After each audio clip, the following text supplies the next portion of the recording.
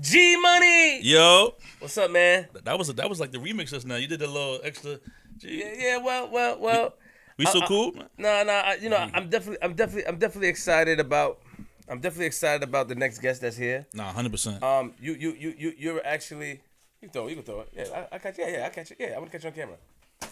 Woohoo! I'm definitely excited about the next guest That's a fact. here.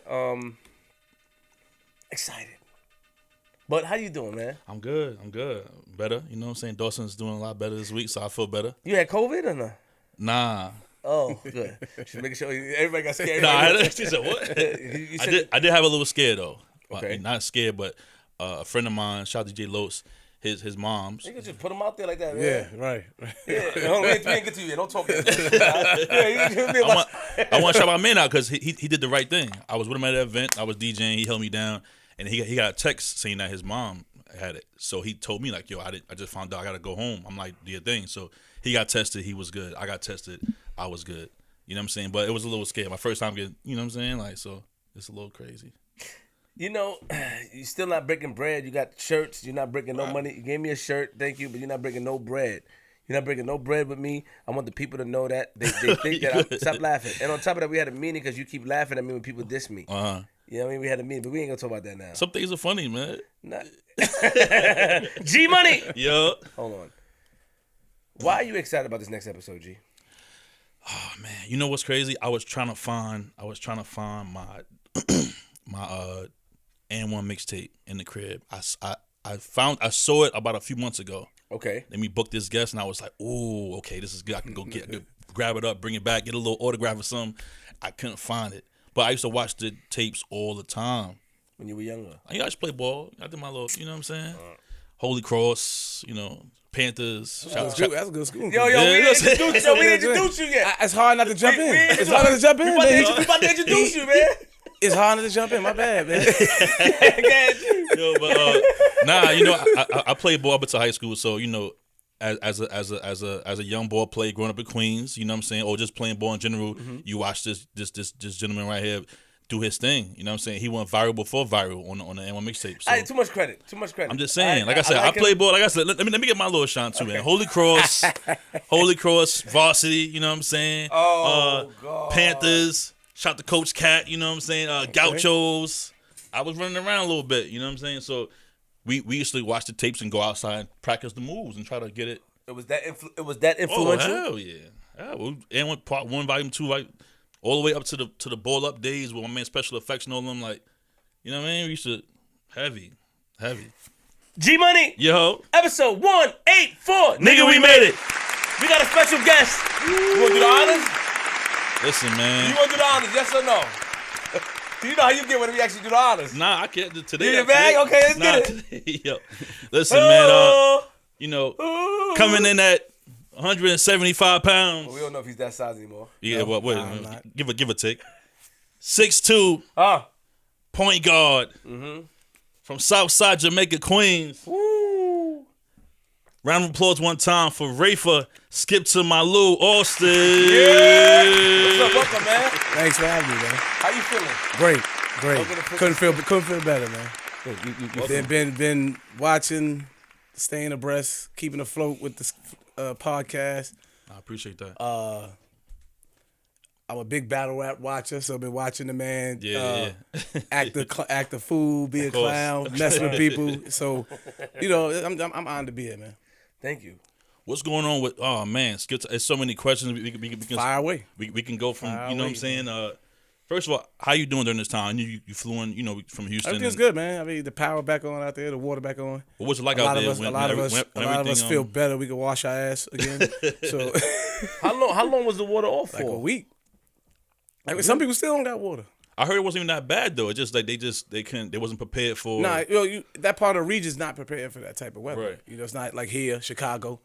You know, houses aren't even built, equipped, and wired for that type of weather. You know what I'm saying? So, and it was colder than what people think. You know, it got all the way down to single digits, which is unheard of in that part of the United States. Snow, a lot of snow, which doesn't happen all the time. You know what I mean? So it was difficult for everyone.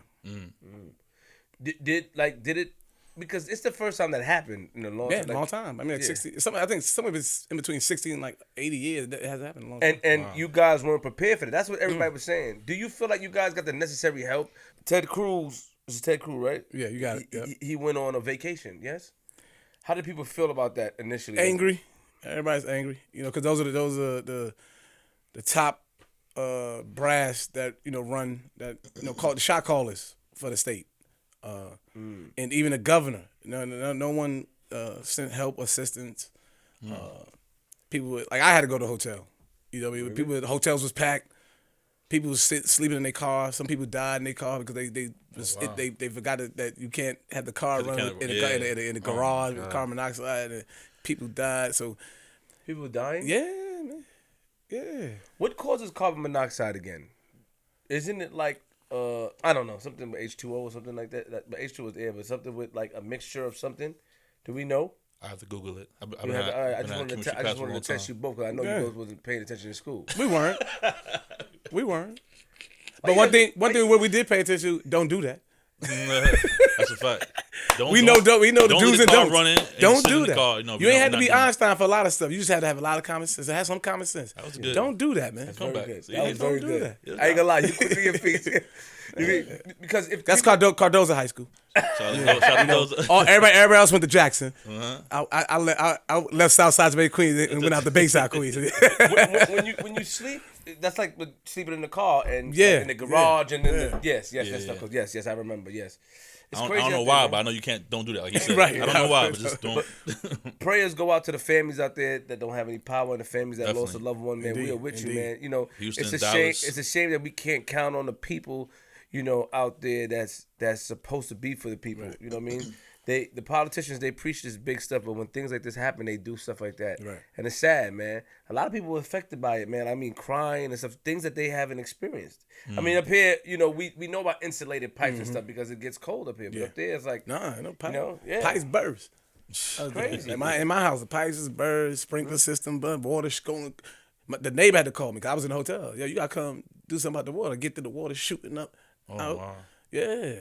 You got to go underground, like turn the water off yourself. And then we can't even send y'all nothing out there. We can't send no water to y'all, Well, the good thing, things are cool now on that front. Yeah. You know what I mean? But when the water is being bought at a fast pace right now out there, but things are, it's a lot better than what it was a week ago.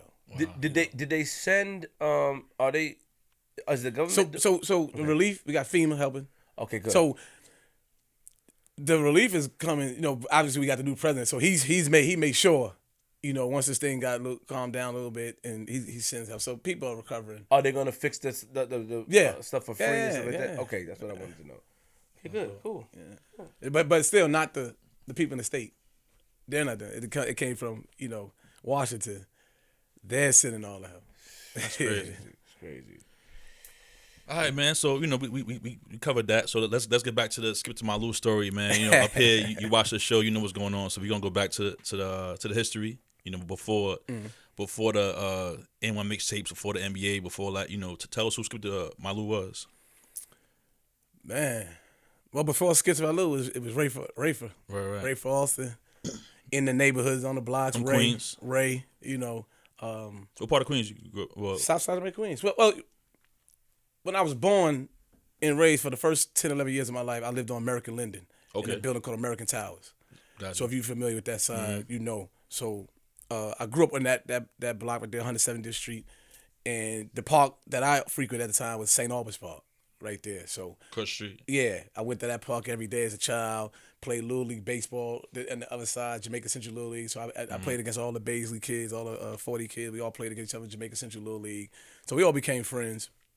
And but going to the park in St. Albans, they had a tournament there all summer long, and that's why I started, realizing that basketball was my calling at a young age. I must say like 7 years old. And I ended up when I was 11, turning 12 that summer. I'm gonna show my age. It was 1988, so I ended up going on to Sufton in 118. Okay. So now some of the same dudes I went to public school and played it. Now I'm living amongst them. Now I'm integrated in basketball, streets. You got Supreme Team, all this stuff going from that 118 block all the way across the pond to Baisley Project. So in the mix. You know, so now you getting older, becoming a teenager, you're trying to figure out your purpose, your way around here. You know, I come from a home where my mom was working 2 jobs, my father was gone, strung out on drugs and stuff. So now you're trying to figure out life. Life hits you, you know. So now I'm juggling, hanging the streets, right, grabbing packs, hustling, going to basketball games. You know what I mean? So living a crazy, dangerous life. Sometimes, so for me, the tough part was, some days I stop, I just be focused on ball. Some days I get on the train, go uptown, I play with this team called Young Life. Then they dismantled, end up merging with Riverside Church. So then some days I go uptown, play ball at Riverside Church, come back to Queens on the train. I'm only 13 years old, you know. It was wild, man. Some day I give you, you know, because one thing about me, I'm never afraid to tell my story. I don't want to give y'all everything because I probably end up doing because I'm still in talks of doing the whole Rafer Alston project and everything. So, but one of the craziest things that I was doing was some days I'll take the pack with me to my game.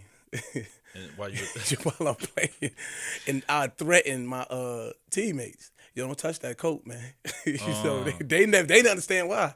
Like, why? Don't touch my coat, man. I'll go out there, give them 30 points, 25 points, and get back on the train, hurry up to the block. You know, so it was just a wild time, man. If you're familiar with that side, I'm sure y'all Queens guys, y'all familiar with that side. It was a wild time. That from that 85, 87, 89, 90, 91 on that side of town. You know, Sufton 118, all up and down Sufton, all up and down Guybrush. You know, 100%. It was wild, man. Hold on. Shout out to the American Towers. I think that's dope. Right. Shout out to the Towers, Jaffe and them. It's just a beautiful place. Real quick, your father, did you know him well? I know him well. I know him well. Do you remember the transition? Because when you were younger, was he in the house initially? So my original years, like I said, so time I was born until I was 11, yeah. He was there. By the time I moved over to something, he was in the house, not in the house. You know, you see him, you won't see him for months. You see him come back. You know what I mean? But I knew, you know, see, that's the one beauty about growing up in New York City is reality smacks you in the face at an early age. You know what I'm saying? We come in, you know, you grow up fast, but you also around adults to school you on certain things. And one of the things I was schooled on is love your parents no matter what the situation is, because you don't know what they're going through or what happened to put them in these situations. You know, so you respect and love your parents. So no matter what, of course you have some resentment for not having a close-knit relationship with your parent or parents, because some people it's not around both their parents, right?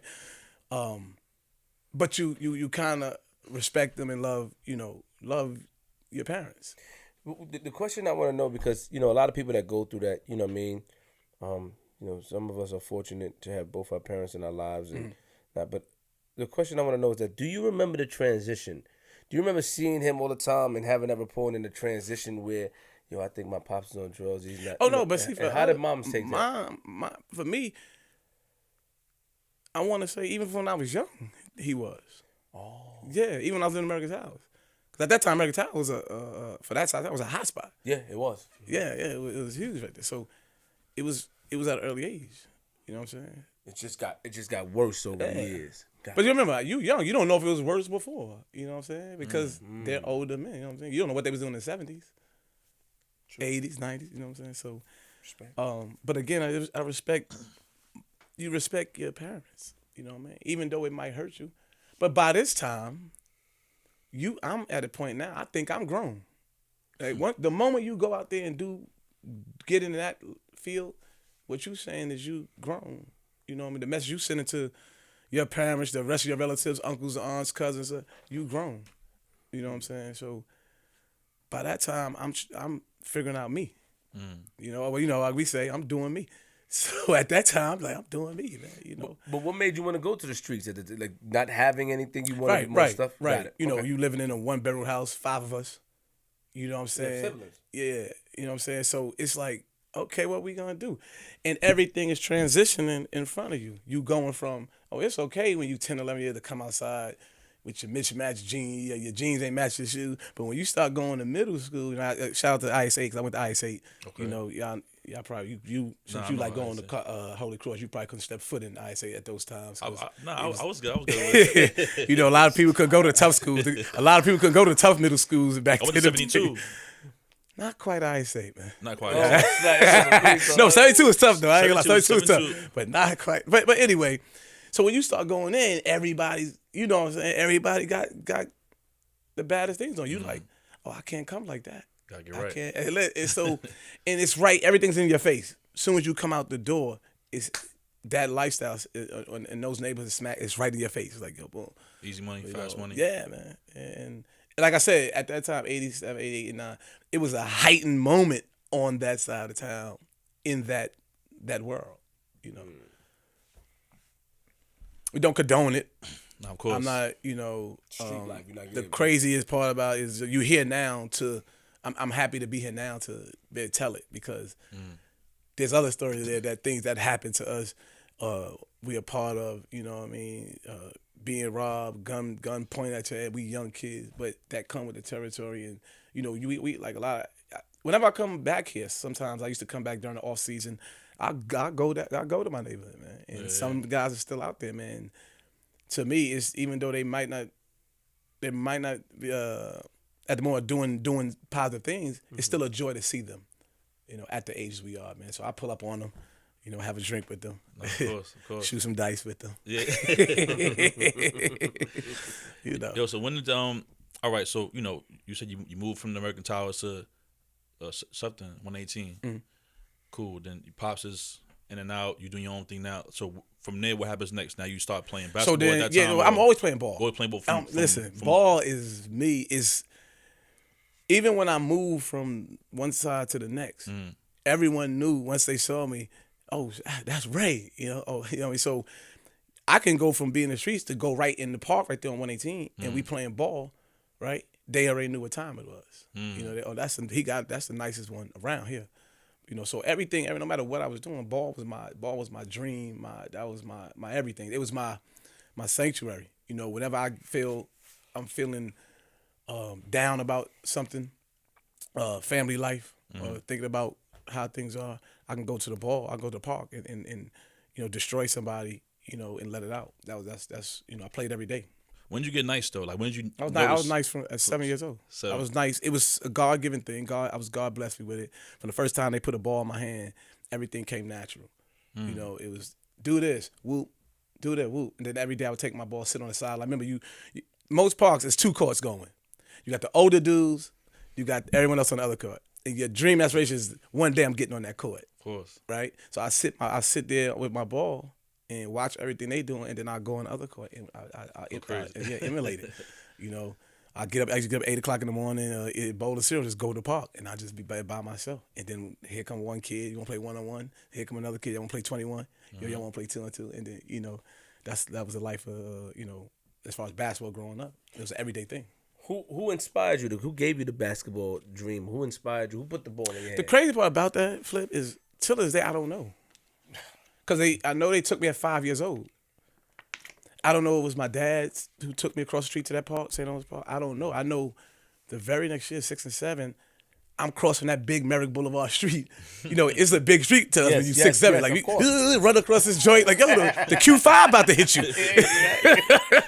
The Q5 coming. Yo, hurry up, man. I know you talking about me. Hurry up, the 5 vans is coming. You know, back then, they just driving. Yeah. Jamaican dudes with the 5. They like, yo, man, slow down, man. Right.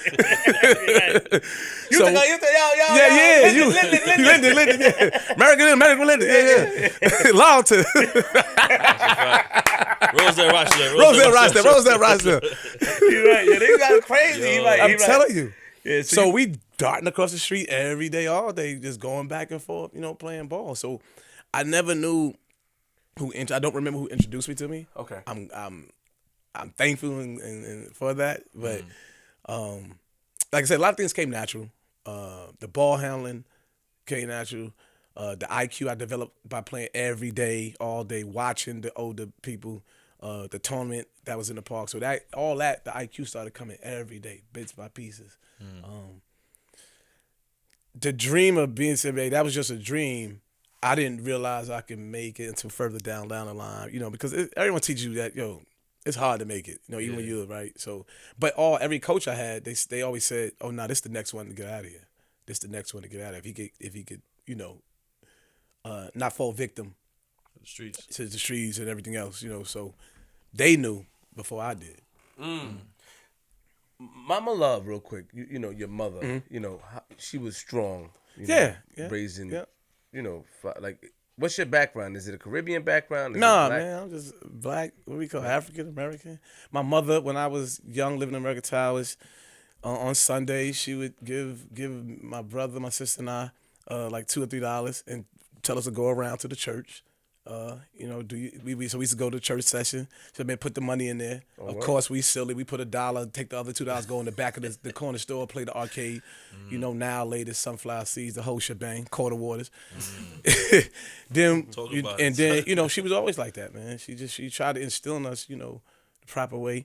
Read a lot. My mother was an RN, But she had to work long hours, sometimes double shifts. Double shift. Sometimes you got to fend for yourself, so that's what it was. But it was, my mom was there, loving. You could always count her to be there, How many siblings you say you had? It was 4 of us. My oldest brother, right when I was born, passed away in a car accident. At least that's how I was told. You thinking something else? I don't know. I wasn't here fully. Why you said it like that? Because that's what my parents told me. Slow down. I'm just saying, I wasn't on Earth. Don't like that, Ray. Don't slow down. Nah, you trying to wheel me in like, oh, word, what happened? Don't try to do that. You trying to give me some type of mystery, right? Like you solved the mystery. It's still a mystery to me. And then my twin sister and my brother. Oh, you have a twin sister? Yeah. Okay. Shout out. Okay. And they play sports too, or my brother plays sports, but again, it's weird, man. He's a year and a half older than me, and I introduced him. Wow. To the streets. Right when we moved over to something, I introduced him because he said, "What you doing?" You know what I'm saying? So that was sad that he took it to a whole nother level, man. He caught a few cases, did quite a few years, and he's doing good now. He's still living here in New York City. Dope. Yeah, my sister is out there living in Houston, doing her thing. My niece. Sorry, I didn't mean to cut you off. You notice with him, right? Because he's telling his story, he's very vague with stuff. I gotta be, man. I want to tell it all. You can't tell about bro. I gotta like save bro a little bit for the big thing. That's what I tell you. I got it. But bro was in the streets, yeah? My bro was in the streets, You yeah. introduced bro to the streets? Yeah. I know you don't feel good about that. Not at all. Not at all. But he took it to another level as far as like being in the streets. Because the streets of Queens Right. are crazy. People think Queens is That's the Queens. consensus. That was the consensus. Mm-hmm. Ever since back in the day, they had the song. Who's had the song?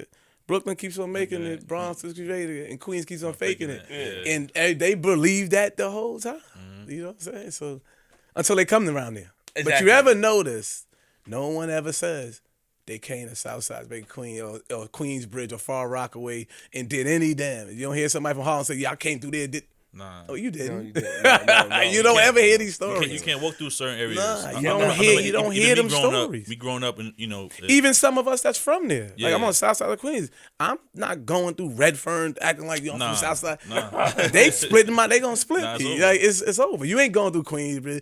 When back in them days, remember, if you might have met a girl that they like, listen, man, you gonna take a cab over here. I ain't coming over here by myself. And if you did go, you took like 4 dudes. Like, so all 4 of y'all, we just gonna see one girl. Listen, man, y'all gotta come with me. Sure, So you know, that's what I'm saying. People forget how tough sections of Queens really is. Nah, of course. Certain parts, 40, Baisley, you can't just walk over there if you're not checking in. You know what I'm saying? Yeah. You crazy. You want to tell the story? I was listening. You said when you was younger. Oh, nah, I was thinking about the time when I was younger. I threw a birthday party in 40 Projects for myself. When I first started DJing, I threw a birthday party. I went to school, had my little What's flyers. your DJ name? Huh? Don't harm me, man. What's your DJ name? G man? Money. Oh, okay, yeah. Yeah. So I threw the party. I went to school with the flyers, giving the flyers out. I'm like, oh, what a party? I'm like, it's in 40 Projects. Like, oh, we can't go over there. Yeah. Can't even fly back to me. Like, we can't go. Like, mad at my friends. Like, nah, I can't walk over there. I'm like, yo, it's me. You good? They're like, nah. My parents told me don't go over there. Like, you know what I'm saying? Like, we're not good. Like, it's not. You know what I'm saying? So That's crazy. What year was it you just throw the party? Cause the legendary DJs. We had Vic. yo, rest of it. That's my guy. Yeah, man. Yeah, I know what's up. Yeah. Vic. On the other side, you got the Amazing Duet. Mates do it. Facts. Yeah, come Rockaway on, man. Twins. Listen, man. I'm those my big I'm a homies. Queens lifer. I'm a New York City lifer, but I'm a Queens lifer. I see. Man. I told you. Ain't too many people you gonna throw a name out there that I told you. I ain't rub shoulders I and see you elbows around, with. man. Mook Diamond, Paul. I just got a phone with Mook. That's my guy. Mook somewhere right now. I think he got the hideout. The wins. Yeah. I don't even want to blow him up though, man. How you know about that? The secret honeycomb hideout. I know what's up. Shout out to Mook Diamond. That's Shout out to Mook that's Diamond. my man. Solid. That's my man. Since I was Solid a dude. young kid, man. I mean, we used to play ball in IS8. They had this tournament. The 103rd precinct put this tournament on, and they knew we was young kids outside doing our thing. And they had the audacity to call the tournament Drug Busters. And every time we came in there, they stared us down. Like but basically we made this tournament for you little bastards like y'all. So it's like, yo, man.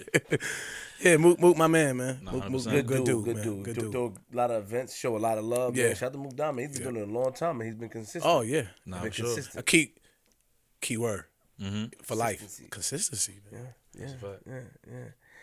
I want to know something real quick. How does this whole basketball process work? Now, because nobody explains it to me. So, because you're a kid, right? You're playing basketball.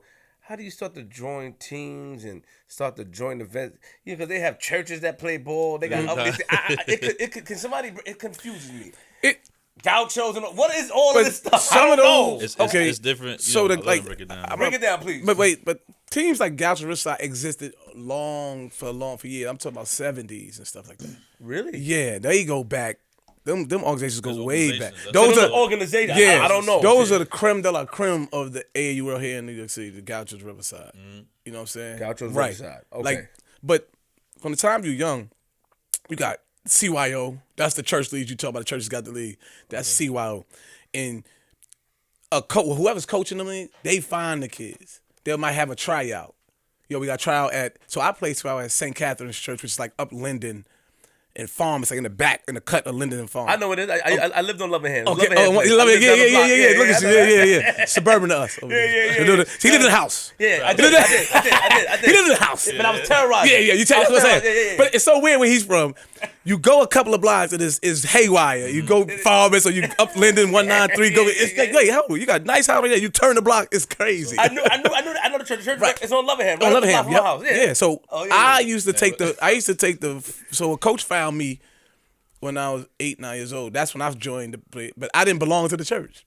They just came. The coach had a tryout in St. Albans Park one day for all ages, and I was with the young kid. He said, so when he saw a nice way, he's like, "Yo, I got a team for you to play on in the winter to start you off," and it was the CYO, St. Catherine's. Yeah. So we played against St. Pascal's, Our Lady of Lords, all these little churches and different. Some was predominantly black team, some was like white church. So we had to play the school off of Utopia. I mean the church of St. Nick, right next to St. John's.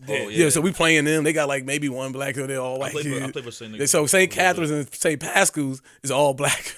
It's like all us hood dudes is playing. You know what I'm saying? Yeah. So that's how and then you start. So you playing in those tournaments, and then here comes springtime. The coaches take you to other tournaments. Now you're meeting kids from Harlem, Brooklyn, Bronx, like, playing these other tournaments. So, basketball's year round. So now you get introduced to these various different teams. So what happened was a lot of the teams in the church teams and neighborhood teams, they don't have the resources. Those coaches, Cat, shout out to Cat. Facts. Cat is big in Queens. He start a lot of us off. Facts. But what happens with Cat is how he lose some of us is that he don't have the resources to take us to Ohio. 10, 11 your kids to Ohio, 12. At back then. Now Cat really, he does that now. Cat's still coaching, So what they do is get us to take us. So like one of the coaches from our teams in Queens took us uptown and had us scrimmage, makes like a trial, but a scrimmage. We scrimmage against uptown. And that's how the Riverside and guys, they get the chance to see a lot of us. Like, oh man, because they don't see us from Queens unless they're introduced to us. You know what I'm saying? So then you're getting older. You're going to these tournaments with these Riverside and Gals, to these top AAU programs, and you're going to play in front of college coaches. And then in the summertime, we're going to camps together. We're all going to basketball camps together. A lot of us is friends. One of my best friends here now, we met within that basketball thing. You know what I'm saying? And we've been friends tight like this the whole time. So we all went to Pennsylvania together. we in these cabins, it's just us in the woods, skunk running through the cabin, we bugging out stuff that we don't see in New York City, and it just evolves, and then all of a sudden, you playing against kids from DC, they done drove up for this camp and then they done ranked you, and everything is just evolving, and So it's a process that was put together years ago. Yeah, it's a process. Wow. I always wanted to know how. I said, man, they talk about they play at church, and then you go from playing at church to playing in Gaucho. It's like, I played. That's I played in man. St. Nick's too for their team for like a year. I played in St. Nick's, CYO joint, and then Coach Cat Panthers. We had us running around like at that time. Coach Cat took us to Rhode Island. We in Providence. We were out there. We be playing in. So you drive. See, that's drivable for Yeah. Like, but then back when I was playing and I met Cat and those guys, a lot like. When I was 10, they had a big tournament called Small Fry, and it was in Chicago. Yeah, you know what I'm saying? crazy. So I went with my coach. He ended up coaching me at Riverside. The name of our team then was Young Life, and Derman Player was my coach. And we young kids. It's just us and the coach and the coaches. You know what I'm saying? Now you see basketball, all the parents is going. Back when I was playing, it was us and the coach. We on the Amtrak. Yeah, we just us and the coach. We took the Amtrak, and that was the respect thing too. Our parents had respect for the coach they trusted the coach to take us and make sure we get back home. We on the Amtrak with just us and the coach going to Chicago. So thank you for breaking that down. But let's moonwalk a little bit backwards. Moonwalk is backwards. Sorry. You younger, you went to IS8. Yep. And then you went to Cardoza. Your childhood, as far as being were you getting in a lot of trouble? Talking about fights and stuff. So you was just under the radar. I was a cool kid, The only fights and trouble I had was with my peers. Back then, you can get a fight. I get a fight with my homeboy, and 2 minutes later, you coming upstairs. You want something to eat? Like that was the fight we getting. The only fight we really would get in might be block versus block. Neighborhood versus neighborhood, because we were raised like that, man. Make sure, y'all watch each other. But it was the only trouble I got to was like, again, being in them streets, man. You know what I'm saying? Being in them streets, man. Like, I throw one at you. I was 12, about to turn 13 at some time, and got arrested on 118. You know what I'm saying? That was the only trouble. Then it happened again one time. So I went IS8. I went to Cardoza. I always say this. I hate the person that showed me how to play CeeLo, but CeeLo, dice is my big thing. Like, dice took a hold of me, man. Like, it was an everyday thing for me. Like, I'm cutting class, rolling dice in the hallways, in the back staircase of Cardoza. So Cardoza back then might have been 10% black. You know what I'm saying? Like, it was like more white and Chinese. I'm getting some of the white Chinese dudes to play dice with me, man, taking their money and stuff like that. So it was crazy, man. I was missing out on school, missing out on class, not going to all my classes. Considered a truant because sometimes at night I'm like I say, I'm trying to play both worlds, and you had I experienced it firsthand that you can't because both sides need your undivided attention. School and ball need your undivided attention. If you're in the streets, you gotta keep your eye. If you gotta know what's going on, keep your head in the swivel. Make sure you're abreast of what's going on in front of you, back you, around you. So there's some nights I'm outside always like 1, 2 in the morning, and then I call myself trying to get myself up to go to school. It's not happening, man. I'm waking up. Homeroom started already. I'm just now waking up. You know what I'm saying? By 1990, at this time, my mother had moved to Brooklyn. She had moved to Sterling, play between Rochester and Buffalo. So now I got to commute. I got to take the A train to the J. When I get off Parsons Archer, I got to hit the 30 all the way up the Bayside. You know what I'm saying? So I'm strolling school at this time every day, like 9:50, 10 o'clock. Every time I go on, instead of going to my class, I got to hang a left and go see the guys' class. So you marked absent. Come on, just mark me here. Come on, I'm going to, So, you think you slick, and you're not knowing that, you hurting your chances with the dream that you're really trying to pursue. Basketball is always my dream. Basketball is always my dream. But the allure of fast, quick money, flashy stuff is there. You know what I mean? So that's what always pulls you back to that other side. Man. What made you choose Cardoza? Or the coaches bring you there? Or Coach DeClario. Shout out to DeClario. Big shout out to Coach DeClario. Coach DeClario was big recruiting kids from outside of town to come Yeah, over there. he And one of my good friends from 40 Project, he was older than me, Raheem Oates, was going there. Okay. So Raheem Oates is really the reason I went there, because he's like, no, man, you going over here. You're not going. Because he thought it'd be a good idea for me to get away from. So my zone school at this time is August Martin. Yeah. Because I'm living on 118 and something, so I could just walk around the pond and go to August Martin. My sister went to August Martin, my brother went to August Martin, everybody on stuff. Everybody, shout out to all my homies that live in the buildings right there for something in Rockaway Boulevard. You know, shout out to everybody over there. They was all going to Martin. You know what I'm saying? So Raheem was like, nah, the best thing for you is go to Cardoza.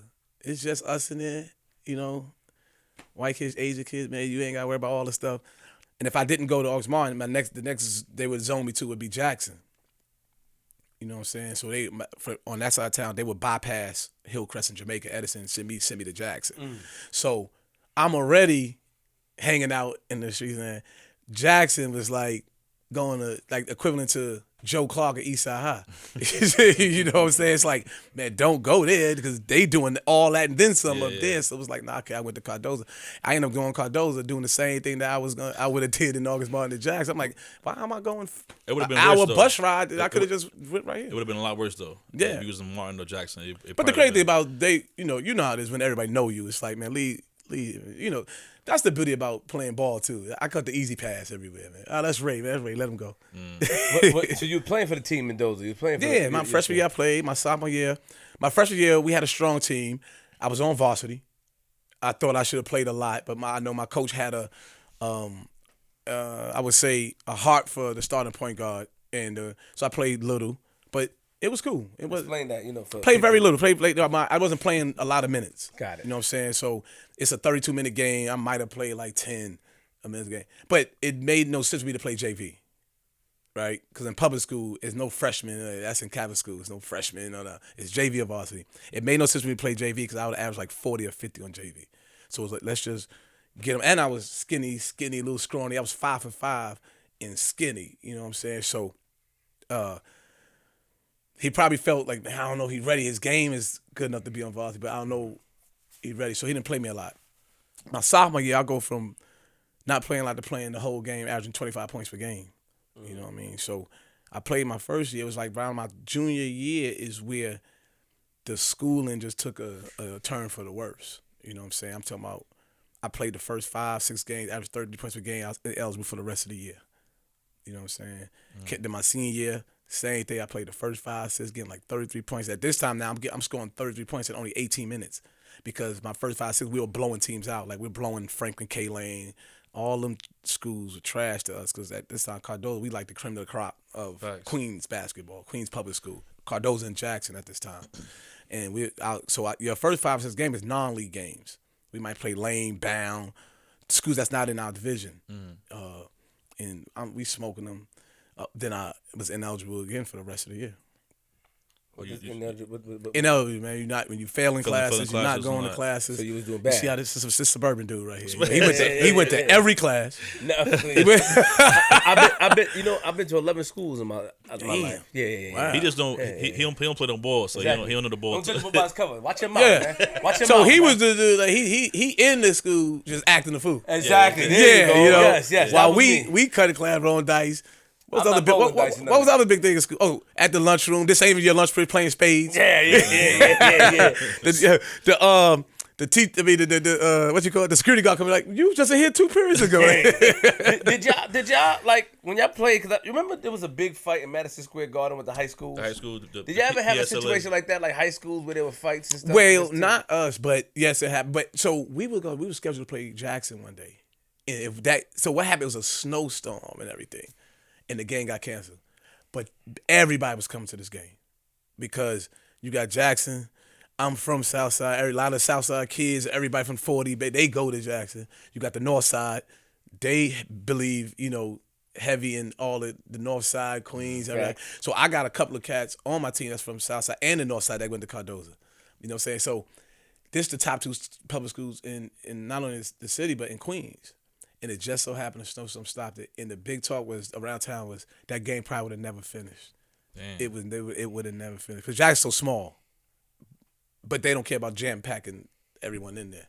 You know what I'm saying? So you never because. But I never got no jam. I don't know if you remember. There was like some type of big fight in Madison Square Garden. 2 high school teams were supposed to play. Yeah. And there was a big fight. So I always wondered. That happens a lot though, Flip, in the city. Yeah. Word. It's big rivalries, a lot of trash talking. You know, because everyone know that we all know each other because we play against each other in the summertime. All those teams that you was referring to before. So we all play against. We all know each other. So we all want to beat each other, bragging rights and all this stuff. We talk. You know how we talk trash to each other. Your side of town is trash. You know how us on South Side. So we always felt the North Side was whack. You know, that was a little more softer, you know. So you got all these different dynamics all in one. It's just what happened to me. I'm friends with my other best friend, you know, he from that side. He played on Jackson. He's all city averaging 30, so he got everybody from the North Side. His name Paul Ruck. Shout out to Paul Ruck. He got everybody coming to the game because he averaging 30 points per game. I'm killing. And this game was about to be the craziest game. And him and our friends, but his side of town, they not really rocking with everybody from 40. So it's like, but him and I are good friends. So, you know, him and I would have walked out of there like, yo, come on, man, let's go. Yeah, that was crazy. So from there, when is the when you start playing in the rucker and stuff like that, those kind of I'm playing in the rucker during. So I played in rucker when I was 14, right? So at this time, this is really more of a grown man pro-am tournament. And so Coach McLeod took me up there one summer and I'm playing, right? I'm coming off the bench, and you got all the top college guys and top seniors in high school that's about to go to college on my team. So it's hard to get off some run. So at this time, I know I'm the youngest one out. I'm 14. Everyone else is pretty much 19 on up to 34, 35 years old. So these are grown men, right? So I'm like, all right. So I would get in, you know, at this time, I'm killing my peers. You know, tournaments, I'm playing my peers, Lincoln Parks, all these different, you know, all the time, all these different summertime. Ajax, or any tournament in the city, any tournament in Brooklyn, I'm killing, you know, with my peers.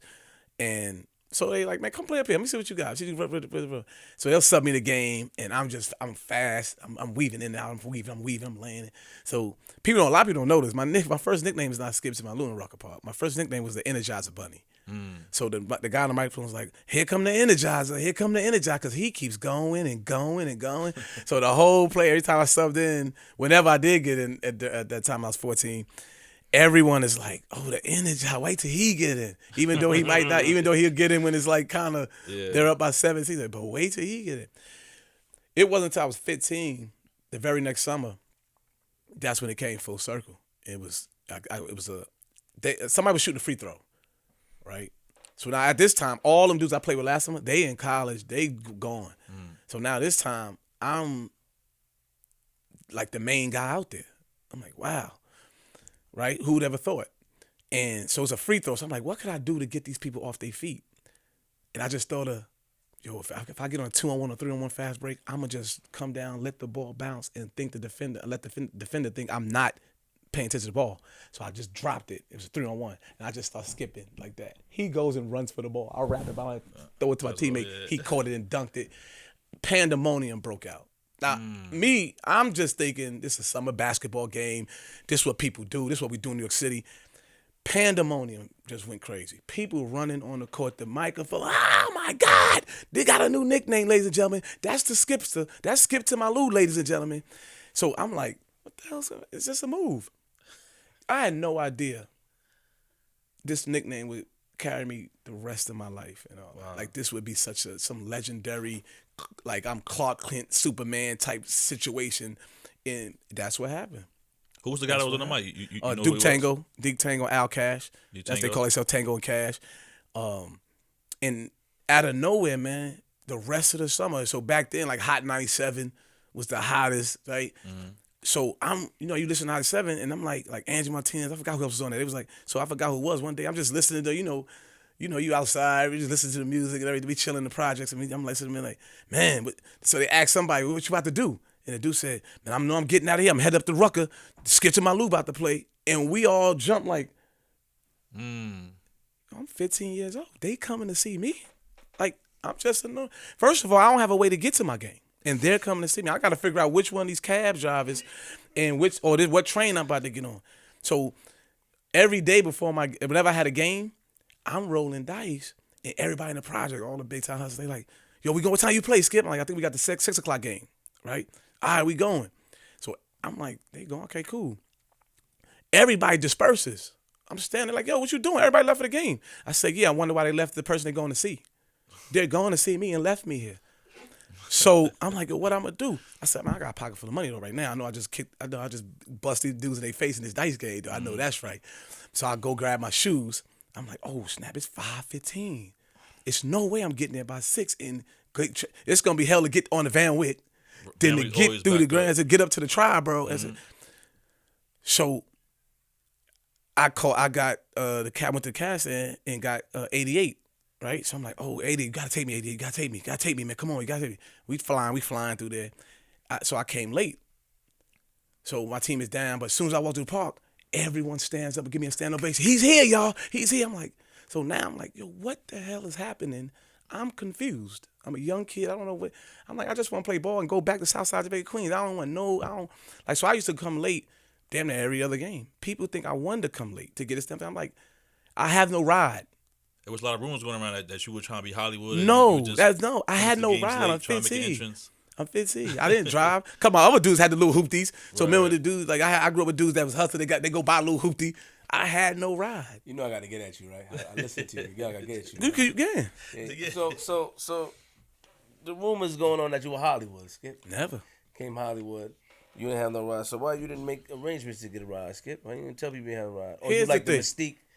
Or you like the mystique of coming in? No, here's the thing, Flip. Respect. If you, my OG in the neighborhood, first of all, I'm standing there playing dice with you. You're asking me about my game, and you take off. Why do I have to ask you for the ride? Okay. It should be self-explanatory. Skip, let's go. Come on, man. That makes sense. It was self-explanatory. You know what I'm saying? So, but being in the hood, sometimes a lot of us are for self. the shit. That's how we different. were raised. Being outside, a lot of us for self, and we don't mean to be it. Yeah, they didn't mean it to. Like even when I got there, after I do my thing, the game is over. We all going back. We all stop and get something to eat. We should stop at Jimbo's. Get something. Get the burgers. I remember at Jackson Hole. We said Jackson Hole. I don't know if y'all know about Jackson. Jackson got the big burgers on the side of the highway right there. We stopped there. We sometimes we stopped there, stop somewhere, get some food, and we used to like, it'd be a joke fest. Like, so y'all really gonna leave me, man? That's what y'all doing? You know what I'm saying? But nah, never Hollywood, man. Everybody that know me, man, like, nah, it's good. But did you hear those rumors before? Did you ever hear that? Like people Yeah. It was never that. It was just, man. You sure you didn't play into it? Come on. Let me tell you this, man. I like you, Skip. Let me tell you this. Them Harlem dudes. No, if I played against Harlem, Bronx, Brooklyn, I want to tear they behind them from start to finish. I want to tear they behind from start to finish. You know what I'm saying? You got to remember, we was a Queens team at that time. At this time, we Queens. We was called Dogs of War, but we was Queens. It was a number of Queens players on the team.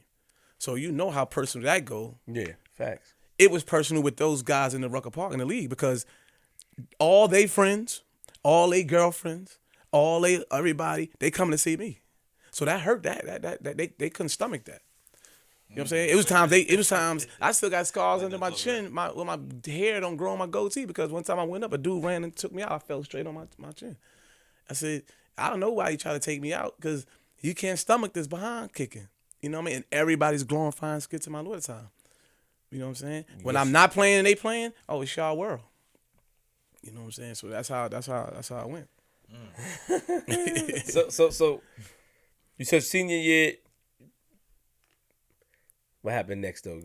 So my senior year, you ineligible, but you. So my senior, so February, I end up going to Laurinburg in Laurinburg, North Carolina Prep School. So when I get there, I get on the Greyhound. My mother's like, man, go try and see if you could salvage your senior year and maybe do something yourself and get your grades right and down there. So she sent me down there. Coach was Gil Reynolds. I get there, it's nothing but New York guys on the team, right? So I go right to the coach, right? So he got wind that who's coming. You know what I'm saying? Now the players know who coming. You know what I mean? Mm-hmm. So they already on pins and needles. I was like, oh man, Skip coming down here. So they already on pins and needles. I get there, the coach put me in my dorm and everything. Go see the board, schedule, school schedule, all that. I'm like, all right. But at the school, it's already haywire there. You know what I'm saying? These dudes is down there acting a fool, man. Playing with BB guns, doing all kind, stealing each other's shoes. You know what I'm saying? I went down there, I had a pair of white and green, with the green check Air Force One. We had a road game. These dudes steal my shoes. I'm like, yo, y'all wild, man. I said, we come way down here to do this? That's what got us in trouble and all of us. But anyway, we have a game, right? We playing against the school called Falk Union. You know, they're a prep school down there in the South. And the coach is drawing up the plays and saying, yo, get the ball to Alston. Give him the ball. So I had 22 points at halftime. The guys on the team I thought was cool. We all of us on the team was from New York. Not one kid from North Carolina or some other state. All of us from New York. We know each other. They wanted to fight me. They showing their jealousy and their envy. So I'm like, yo, why are you mad at me? And coach is telling you to give me the ball. A big thing happened. And I said, yo, if y'all was that good, why is your record 8-6? Why is this man telling y'all to give me the ball? Y'all not down here doing what you're supposed to do. Make a short story short, I finished with 27 points. They froze me out the game the whole second half. I got 22 at halftime. I finished with 27. We lose. After the game, these dudes want to fight me and everything. So I played a couple more games. I probably averaged about a good 23, 24 points down there because most of the time in games they would froze me out. I ended up playing in the I ended up making some big North Carolina, South Carolina prep school all-star game. And after that game, I went back to the school, and the school was haywire. It was uncomfortable to be there because I felt I'm about to get in some trouble that I don't need to be getting in trouble down here. Mm-hmm. So the funny thing though, I was like, damn, I got like $30 to my name right now. You know what I'm saying? So I called my mother. I said, Mom, send me some money, Western Union. The Western Union's inside where the Greyhound is, right? So my slick behind's like, man, I'm checking out of here. I take my bag, go get the money, go to the other line and get the bus ticket back to New York. I show up at my mother. I said, what the shit? She crazy. What you doing here? Man, that school wild, man. What you gonna do now? I don't know, but I'm just gonna. So I didn't finish school or anything. So I end up passing my GED test, right? This summer go by, I'm killing this rock. I'm killing in Lincoln Park. I'm killing. This is around the time they had. I don't know if you remember the shootout right there at Baisley And I was playing a game and it ended right there in 118. It ended in a big shootout. Okay, yeah. It was a Bailey. So it happened because everybody came to see my game. But you know, beefs. You got these dudes got beefs with these dudes, and they all in the same park. Yeah. So you know, it just got people got shot, everything. So as the summer's ending, everybody's going to school. All my peers, everybody's going to Boston College, Syracuse. And I'm one of the baddest players in the city. I'm like, and I'm going nowhere. So I'm like, damn. So I'm sitting in Brooklyn on the steps. Where my mother lived. I told you she moved to Brooklyn. At this time, I'm sitting on the steps, like twiddling my thumbs, like, yo, it's August. College about to start, and I'm about to be a has-been or coulda, woulda, shoulda. And then my mother's like, come upstairs. If somebody on the phone, and it was one of my coaches I used to play with. It was Gary Charles. He said, look, man. He's real short. Look, man, I got this plane. You gonna come get you a plane ticket? You going to school? I'm like, I'm going where? You gonna get your plane ticket? Go. I called this coach, and you going to California to go to this junior college? And I'm like, yo, I gotta go to California. I can't go way out there, man. I'm not going. I don't feel like going to y'all. So I hung up when I said me talk to my mom, but I said me talk to my mother about it. My mother really, I believe, she's like, I don't know, but you need to go to school. You need to do something. So I'm like, all right. I said, yo, when I gotta leave? Tomorrow. Oh, nah. Huh? So I look at my closet. I'm like, nah, man, I ain't ready. So the first thing come to mind. I gotta get some paper. Mm-hmm. But then it just stopped right there. I said, no, you're not gonna do that. And I said, yo, you know what, Gary, get the ticket. I just took whatever I had. I go to later that night. I go to 40 Project. So I hit Mook. I said, Mook, this is what we're gonna do. I'm going to school. Mook always the one that. He's the one cat like, nah, Skip, go ahead. We gonna be here doing this. You go, man. So I had grabbed some paper from him. I grabbed some money from him, and I went back home and went to California, man. And till this day, I explain that to kids, everybody. The best decision in my life, man. The best decision in my life. I went to junior college in California, man. Got a chance to see life different. That's you know. Fresno, is that one? No, I went to Ventura Junior College first, and then I went up to Fresno. Gotcha. You know what I'm saying? But the best decision of my life was get out of New York City so I can concentrate, focus, stop dealing with the inner city life, and just go take care of business, man. Shout out Mook Domino for doing that, man, because you know some people, you know, you grew up with in the hood could have pulled you back and be like, nah. But we the same here. age. Mook was the smartest, one of the smartest kids though. Like people don't know that about him. Like, you know what I mean, Mook went to school. Like schools in like Long Island. Mook was smart, but people don't know that, man. Like Uniondale. Right. Like we don't hear about the school. You went to what school, Mook? I went to Uniondale. What age? So when did you come across? We had Booger up here. When did you come across him? I met Booger at 10 years old. 10. Yeah. So the same guy I played with CYO. The same guy that in the summertime, 10 years old, like, we going to play in this tournament. The tournament was called Preteen. It's in these dudes' neighborhood, you know what I mean? Boog and all them, and so I don't know. I never met these kids. I don't know them. I'm one of the baddest in Queens. I'm one of the baddest 10-year-olds, 10-year-olds in Queens. But when I got to this tournament, man, boy, did I get a rude awakening. You know what I'm saying? And all you kept seeing is Booger. All you hear is Booger. I'm like. And this kid's coming down, going air, put between his legs in midair, throwing the ball to the team. I'm like, the hell? And then so I said, man. And they taught a new asshole. So they taught, and I said, oh, yeah. Booger bust my ass when I was 10 years old. I came back the next year, same tournament. And they used to put the stats on the tree. They kept the stats. So I said, okay, don't worry about it. So we used to always drive by the Queens. Oh no, y'all thought y'all was good. These boys could play. I said, yeah. Came back the next year, I was averaging 30. So he caught a whiff of it the next year. The first time we ever played, he didn't know how well because he lives around there. He know all them do. We the only Queens team. It's all Brooklyn. You know what I'm saying? You got Notion Ave boys. That's when I don't know what team he played. I thought it was N.A. Rock. You got N.A. Rock. You got Orange Crush. You got all these teams. I don't know none of them. I met all those dudes right there, 10 years old. The very next year I came back on that tree. Rafer Alston averaging 30 points per game. And that's really the last time we played each other, man. Those 2 years, man. And then we knew of each other. We knew each other. We had mutual people trying to help us. A guy that, God bless his soul, worked at his school at Westinghouse that was always in his corner, a guy named Arnie Hirsch. Arnie Hirsch, I have a lot of money and stuff. He would look out for me, look out for Booger. Always try to tell us to go to class and everything. He would always buy us the polo gear.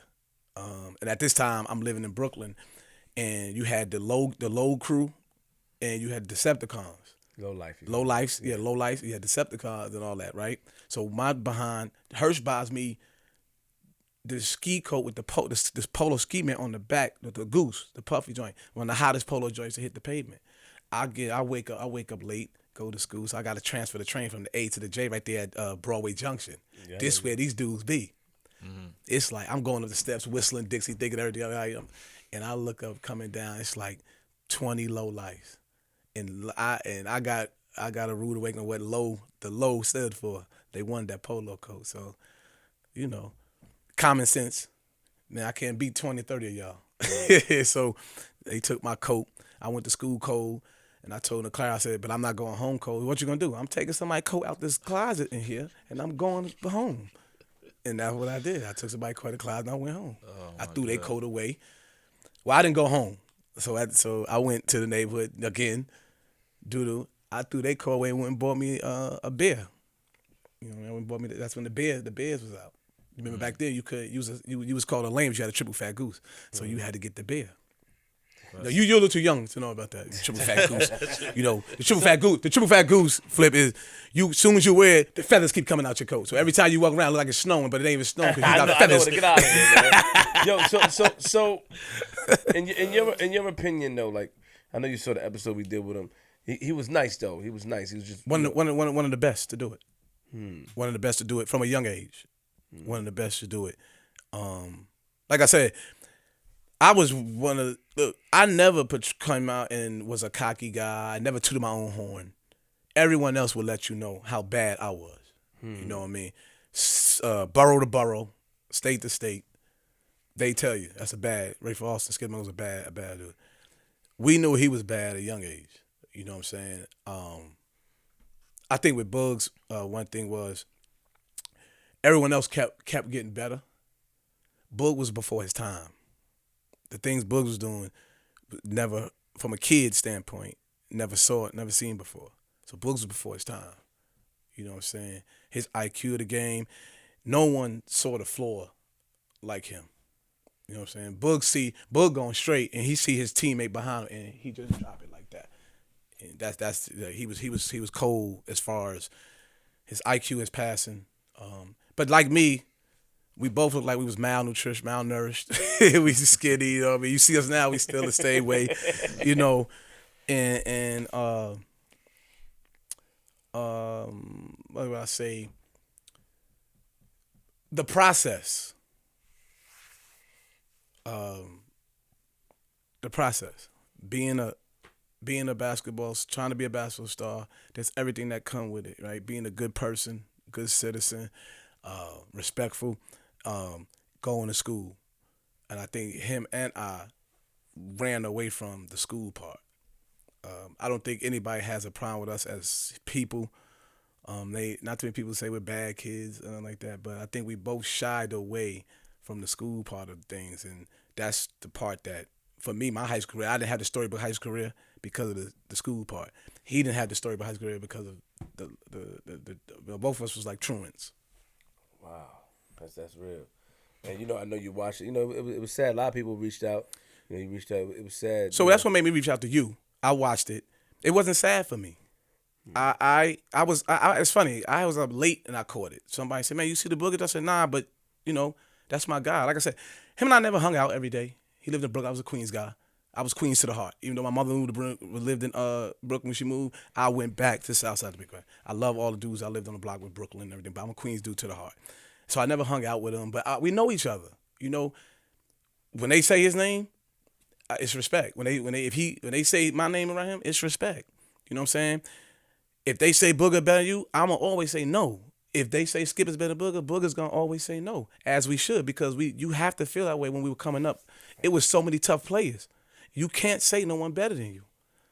You know what I'm saying? Or they're gonna eat you alive. Stephon Marbury, Shamgar, Kareem Reed, you name it. It was so many tough guards. So we couldn't say, yo, Shamgar better? Yeah. Hell no. You know what I'm saying? I'll tear them up. That's how we felt. After I watched it, I sat in my room and I thought for a second, and then tears came in my eye, and I was smiling. And I said, I had tears of joy. I stayed up all night looking for people to give me his number. I even commented on your YouTube, somebody in the comment, like, yo, this is Skip. Can somebody find Booger number for me? Right? Then I said, oh, nah. I got him. I said, find Flip on the damn gram or something. Flip is everywhere. So I said, that's why I hit you in the DMs. I felt like a chick hitting you, sliding in your DMs. So I had to catch myself, man. I was like, man, I'm stupid, man, hitting this man in his DM. I said, somebody in Queens got this man's number. But I said, let me just hit the man, and that's when you responded right away.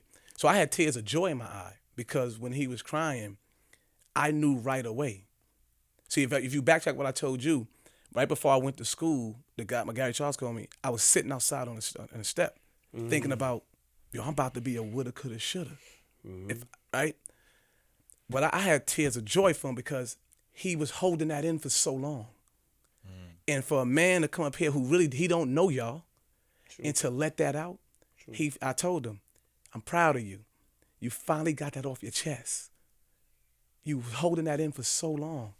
And then you said it. Yo, you can't beat yourself up about that, man. But he was. Because when he's crying, it takes a lot for a grown man to cry for some people he don't even know. You know what I mean? So I called him. I had an hour talk with him, man.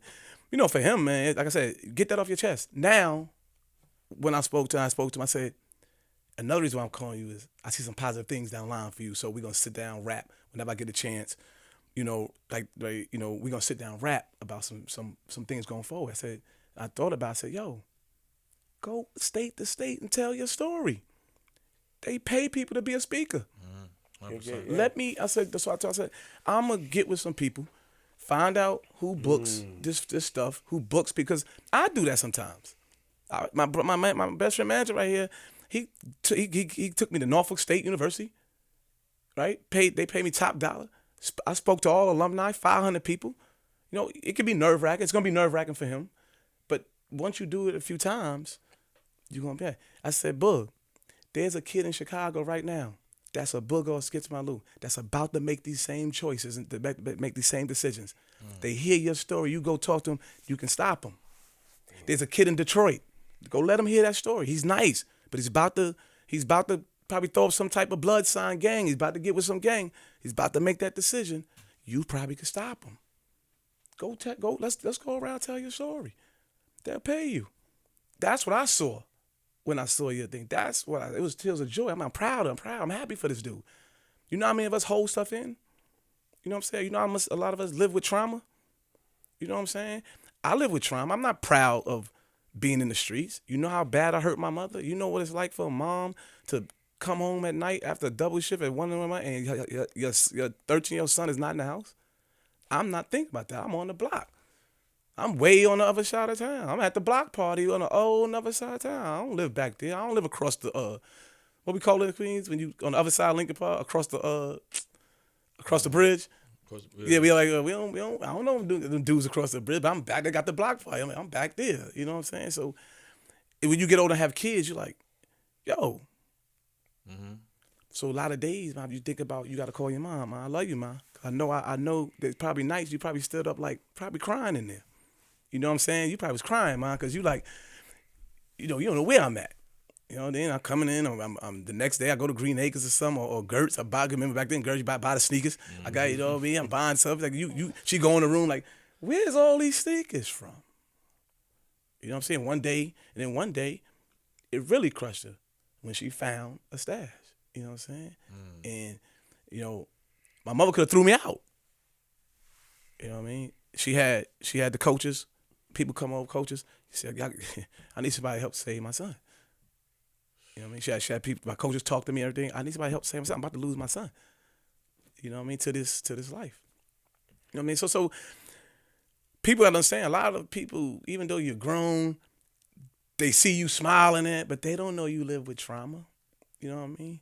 Life, look, Boogs also has the trauma of, which I struggle with now as a dad, because we grow up without our dads.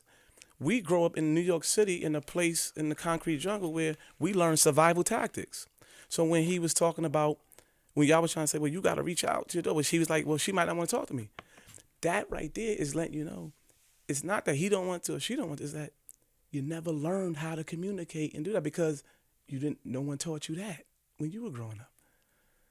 And we don't know the long-lasting effects of growing up in not a stable household, right? So when my kids fall down, I'm like, man, get up and stop crying.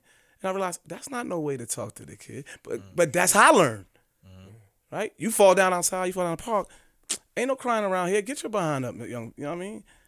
But that's not how you teach. You know what I'm saying? Even relationships, you know, some people go a whole week or 2 weeks without giving a significant other a hug or a kiss. I had to think back. I never saw my mother and father hug and kiss. So it's not that you don't want to. You never learned or you weren't around that. So people live with trauma. And then it hits you and you don't know how to express it. Some people live it. We also was truants in school, so we also don't know how to articulate it. So you know what? Since I don't know how to express and articulate it, I'm a leave it alone. And when you don't address it, it's lingering, and then when you come up here and talk to y'all, it all came out. But that's what I tell them. I love them.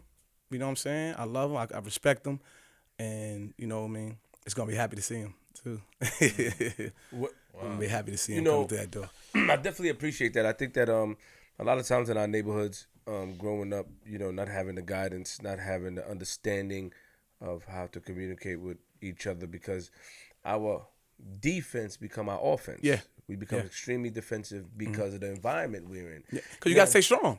You ever went outside and feel happy, you want to smile, but your constituents is mad, and it comes upon you. You don't know what they did, but in the neighborhood, you had to be like that. You couldn't smile, really. I mean, unless you in the house privately, but you had to put up this facade sometimes, and sort of have this tough exterior, and that could sort of, by having a tough exterior, it becomes a part of you because you're so used to doing it every day. Always being tough, and then now you everything in those neighborhoods becomes the norm, right? People really think about them neighborhoods.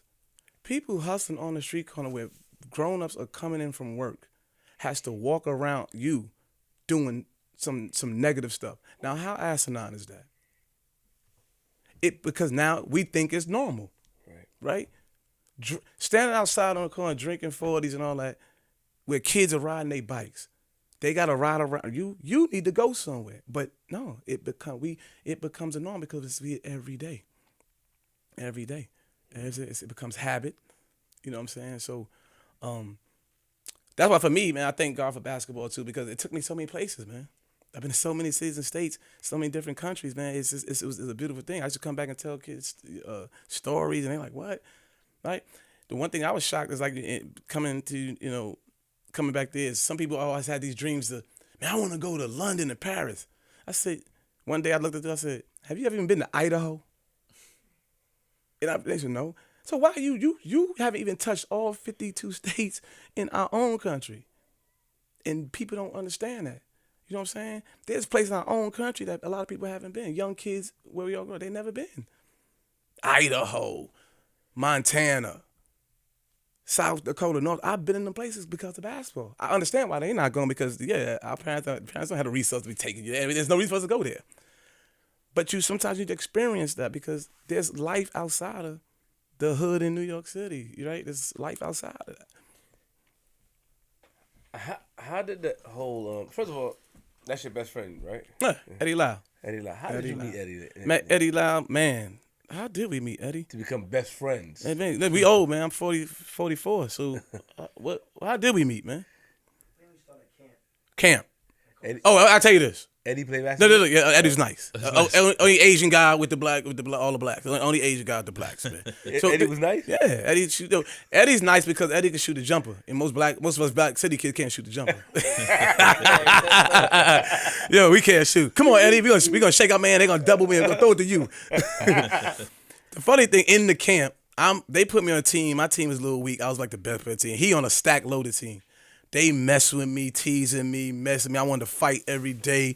They doing everything to get under my skin. I wanted to fight, and then and we became good friends. And we've been friends. So we played Riverside Church, and at this time, if you got practice, you can go in the cafeteria. Remember, people on the Riverside Church is a well-renowned church throughout the United States.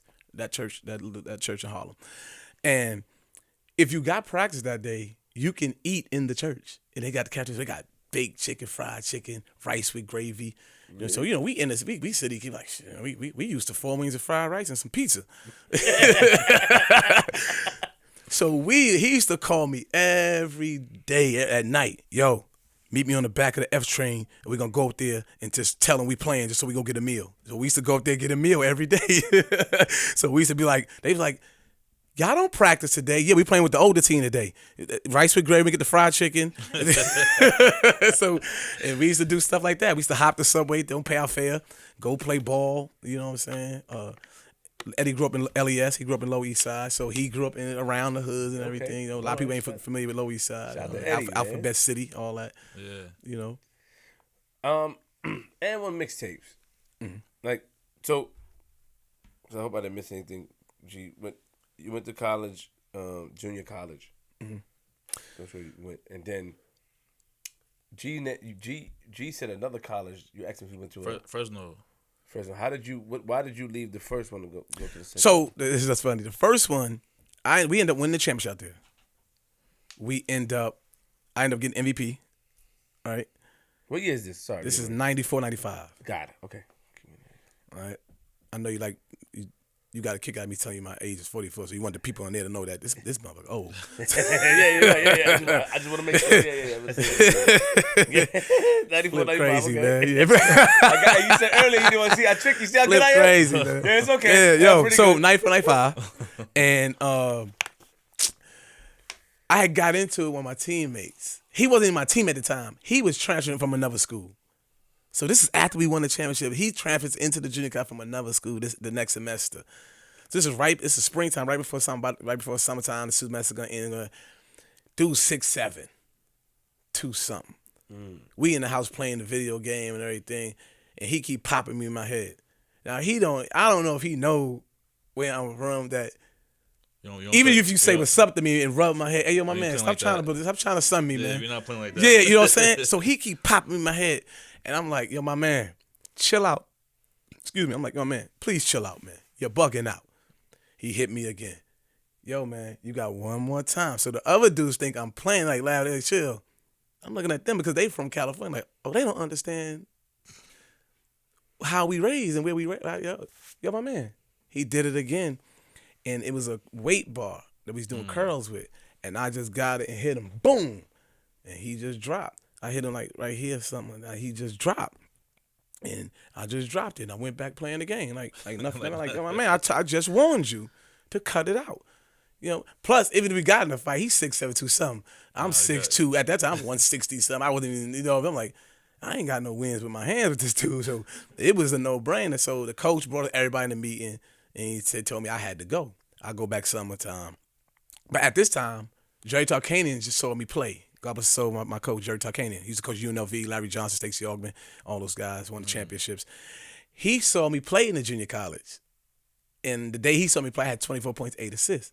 He says, I'm going back to coach. I'm about to get a job at Fresno State. So this is my freshman year of junior college. I still got to do one more. You had to graduate from the junior. You got to graduate from the junior college and to go to the Division I. He comes to Rucker Park and watch me play. And I, you know, obviously I kill. You know, at this time in Rucker Park, I'm like, oh, like God. So I'm just destroying. And he sat there. Yeah.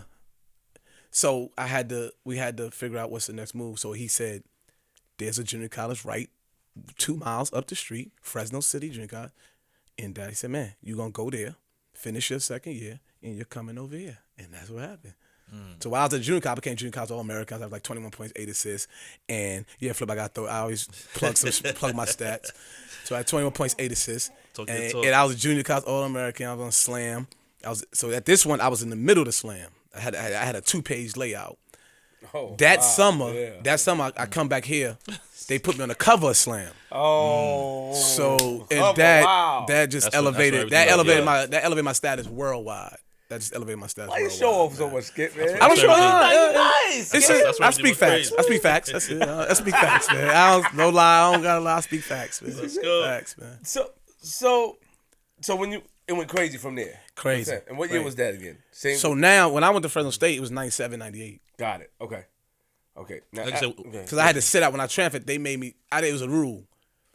When you transfer state to state in the same state, junior college, you got to sit out. So I used a red shirt year, and I worked on my body. I was a lot bigger than stronger, and I just went and just did a lot of running, a lot of playing.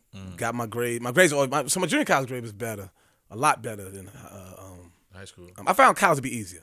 Yeah. Because the layout of classes, it's like, you know, it wasn't a long day. I probably did one day I got 3 classes, one got 4 classes. So, I could hone in, you know, as opposed to when you're in school, you're 8:30 to 2:43 class. I'm like, oh God, man, you know. So, the attention was there, you know. So I found it, and believe it or not, I majored in psychology. So I didn't go there. I didn't go to school playing around. You know what I mean? I put myself to a test. You know what I'm saying? So I know Flip. He don't believe that. No. But the crazy part is I didn't excel in it. See, I admit that. I do believe. No, I'm just. Listen, no, I got my boy even saw my transcripts. He was laughing at it. I believe it, but you know, I have to. You know, I'm just waiting for the bill. Don't worry. Flip is gonna just chill. That's why I'm over here smiling. You gave a lot of trouble. And this is why I'm just going. I'm just looking at my notes. I got the beautiful notes from Michelle. I'm smiling at them. Michelle, you dug up some notes on me. Yeah, what you do? I see a lot of things. Why you ain't give me all the good stuff about me? Well, you know, I attract negativity. You do, Flip. I see you, man. I ain't lie. But you attract fun and negativity. Like, it's all in fun. It's all in good fun, man. It's all in good fun. It's all in good fun. Hold me down, G. It's all in good fun. Don't talk to my friend like that. Like, you don't mean that, man. You don't mean that. You like this guy, G. It's good. It's good. Your negativity is good. It's some fun stuff. Funny Thank stuff. You, bro. I ain't gonna lie. No, that's why I'm smiling. I'm noticing a lot of stuff. If you see me, because I know people like Flip is quiet, but I'm just watching. Man. I've had my runs. Look, I got in trouble at Fresno State with my girlfriend at the time. It almost jammed me up. You know what I'm saying? Everything's a learning experience, man. Every step of the way for me was learning experience, man. Yeah, you on your own. Skip to my Lou. You saw you skip that. Yeah, I'm gonna tell you. She should have told you. She dug it up.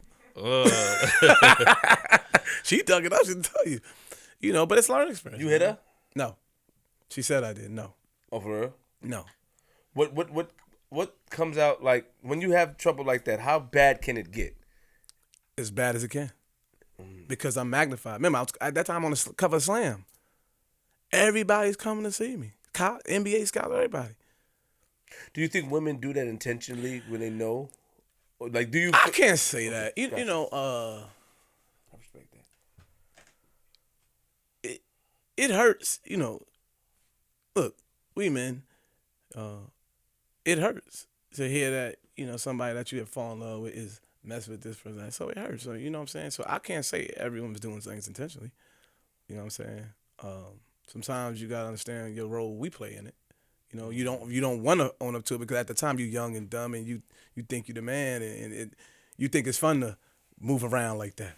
You know what I mean? How you got a girl from here. You know, you think it's cool, but when you get old and wise, you're like, nah, you know, not every woman you come across just wants to have the fun you trying to have. Some women take a liking to you, you know, for you. You know what I'm saying? Sometimes in our shoes as big-time college ball players and NBA players, it's hard for us to identify that because we come across so many people. Respect. You know what I mean? So it's hard for us to identify, okay, is she the one?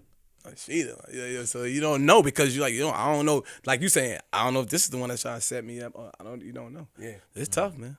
I'm gonna move on from that because you know. Yeah, let's move on. Yeah. But We got ladies here and they like, you nasty, man. The Flip was saying earlier, like, when did the whole N1 mixtape? So it was kind of done devilish, I want to say. So the first mixtape was accumulation of the footage from the time I was playing the Rucker, 15, 16, 17. Right. They rolled the mixtape out like when I was in junior college, unbeknownst to me. You know what I'm saying? I didn't have nothing to do with that. You know, my high school coach, they just guys that was running Rucker Park, they capitalized off of that. You know what I'm saying? Remember, I'm an amateur at the time. I can't capitalize off of that, even if I wanted to. Oh, hold up. You know what I'm saying? You use the right words, Skip. What you mean? It don't like you was too happy with that, huh? I wasn't too happy with them rolling the tape out. Ooh. You know what I'm saying? Without There you go. Without talking, man. You know what I'm saying? Let me go to corner on you, Skip. Hold on. So. But initially, did you know what was going on? Like, well, you in college, so you should know. I know. So how you found out? The tape came out. But were you in a position? Did you? Okay. So all right. So walk us through that step. I can't walk. This is lame. As lame in terms as it's gonna be. They did that behind the scenes. So you didn't know they were recording you initially? No, people record the games in Rucker Park. They record the games in Soul in the Hole. They record the games. That's why you see so much footage of people, them little grainy footages. Like you see footage of Booger and all you see little grainy footage. You got to adjust the tracking. You know what I'm saying? Bastard back in the day. So, but people. So when N1 put it out without your permission or consent? Without my permission or consent. So what happens? What does Skip do when he sees So at this time, I'm in junior college. At this time, I'm locked in. I'm focused on this task I got right now. Mm-hmm. You don't want to get sidetracked with that because then anger, frustration, that leads to X, Y, and Z, where we come from. We're not calling the police. We're not. We're not doing that. We're not calling the police. I need, like they say now, we're pulling up. Right? No, I'm just saying. So what I'm saying is though, that's the world we come from. I like that. I'm just saying that's the world we come. So I'm like. Yeah. And my mom she really wants to go crazy. I don't even know how she felt totally back, you know, because it wasn't nothing to talk. I'm focused on the task at hand. Stay on point, stay on course I'm out here to go to school and do what I need to do with this with the basketball. So and then as it rolled out, I'm like, oh, but wait, I'm a star. You know what I'm saying? I'm like, wait a minute. People in California got this tape. People everywhere got this tape. So I'm like, I'm a star. You know what I'm saying? But at this point, I knew I was one step away at this time. Like, I'm a step and a half away from going to the NBA. Right? I just got to do one more year of JUCO and 1 year of Division I. That was my whole plan. Knock out my 2 years of junior college, 1 year of Division I, and I'm out of there. Well, who's the guy who made the tape though? Do you know? Well, it was like I said, it was accumulation of the people who filmed the Rucker games. Yeah. getting it to the and1 people, and that's how it took off. You ain't reach out to them. You ain't say nothing, none of that, because you focused. Here's the thing, y'all. The good thing about it, it all came full circle. Okay. I end up getting a long-term deal with and1. I wore and1 my whole career in the NBA. I had and1 when I retired. I still gonna be in talks with and1. You know, whenever COVID died down, we all get to the round table. You know, shout out to Dexter Gordon. You know what I'm saying? I'm still gonna be in talks with them too. So they came around full circle to salvage that. That's good. That's real. Because they had your name on the front of the cover. Like, you know what I'm saying? Like, yeah. that's I mean, I was a star, man. They made Skits My Lou. They took it another step by everybody. You know, the whole volume 1 was Skits My Lou. Yeah. Skits My Lou, Skits My Lou, Skits My Lou. So, college. Now let's talk about the NBA. How did we get into that? How does that transition happen? So I entered the draft after my junior year. The trouble I got in with my girlfriend in college came back to haunt me as I'm going through my interview process and everything. And I had went to pre-draft camp Chicago. I killed these dudes in pre-draft camp. So coming out of pre-draft camp, my name elevated, possible mid-first round, late first round. Mm-hmm. But when when they do their background checks and everything, it came that incident. So I ended up going second round. I was in LA with I was working out, and then I went to a little bar and grill, and I just sat at the bar watching the game, the draft. I wasn't drinking none of that. I just sat there because I didn't want to sit. That's where the TV was, and I'm just sitting there. The first round go by, and I sat there. I'm like, I think I just made the biggest mistake. You know what I'm saying? So I'm already thinking what's next, and then all of a sudden it was like, I think, damn, I can't remember what pick I was, 38th or 39th. And then, like, with the 39th pick, Milwaukee Bucks just like Rafer Alston. And I'm in the bar. I'm like, hell yeah. And everybody's looking like, what the hell's wrong with him? I said, oh, never mind. So they not even looking at the TV. Because my picture and everything right there. And John Thompson, he did the second round. He was like, and this is a steal.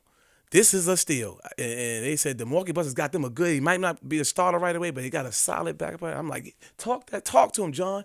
And I finished my Coca-Cola, and I paid the bill, and I ran out, got the rental car, and drove back to the hotel. And that's when I started calling. I called him, my boy. I called everybody. And I was like, yeah. But then I was like, man, I got to make the team. Because back then in 98, 99, like, second-round picks don't get guaranteed money. So I'm like, I got to make the team. But at this time, I got the confidence through the roof. I'm in tip-top condition. My body is I'm strong. I think I don't have no real body fat, nothing. I'm talking about I'm a thoroughbred, and I'm just outrunning it. I couldn't outrun Ray Allen because on that team was Sam Cassell, Ray Allen, Glenn Robinson. So we had some dogs, Tim Thomas. But from a backup point guard standpoint, I was the best thing that they could probably get. Who was in that the top of that Michael Ondicandy, Paul Pierce, Mike Bibby. I think it was in that 98 draft, if I'm not mistaken. Jason Williams went early, White Chocolate. Yeah. But there's a lot of names that went first round. I outlasted them. You know what I mean? I played 11 years, so some of them dudes done in 4 or 5 that went in the first round, like late, middle, or late first round. Some of them was done. When was Kobe drafted? It was 98, 96. Right? 96. I think, yeah, 96, right? 95, 96, something like that. So now your mind is to make the team. So, but real quick, why did they remove you from first round? Because it's well, you're not removed. You don't. It's not as though you're going first round. So, but there's only certain people that they got an idea that it's gonna go lottery and everything. No, I got you. No, but when you said that, that incident that came back up, what made? Well, it's a testament to your character. Got it. Okay. Got it. Yeah. Character. Got it. Man, it's a lot of other stuff that they brought up in some of these interviews. They asked me about my upbringing in Southside Jamaica, Queens, and they said, man, it come to us that used to lead a group of people in the middle of the night. I said, hold on, brother.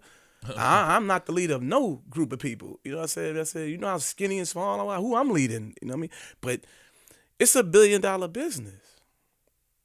They could pay somebody to go to their neighbor right now. Yo, how was Flip when he was 15? How was Queenzflip, man? How was Mr. Robinson? Chill out.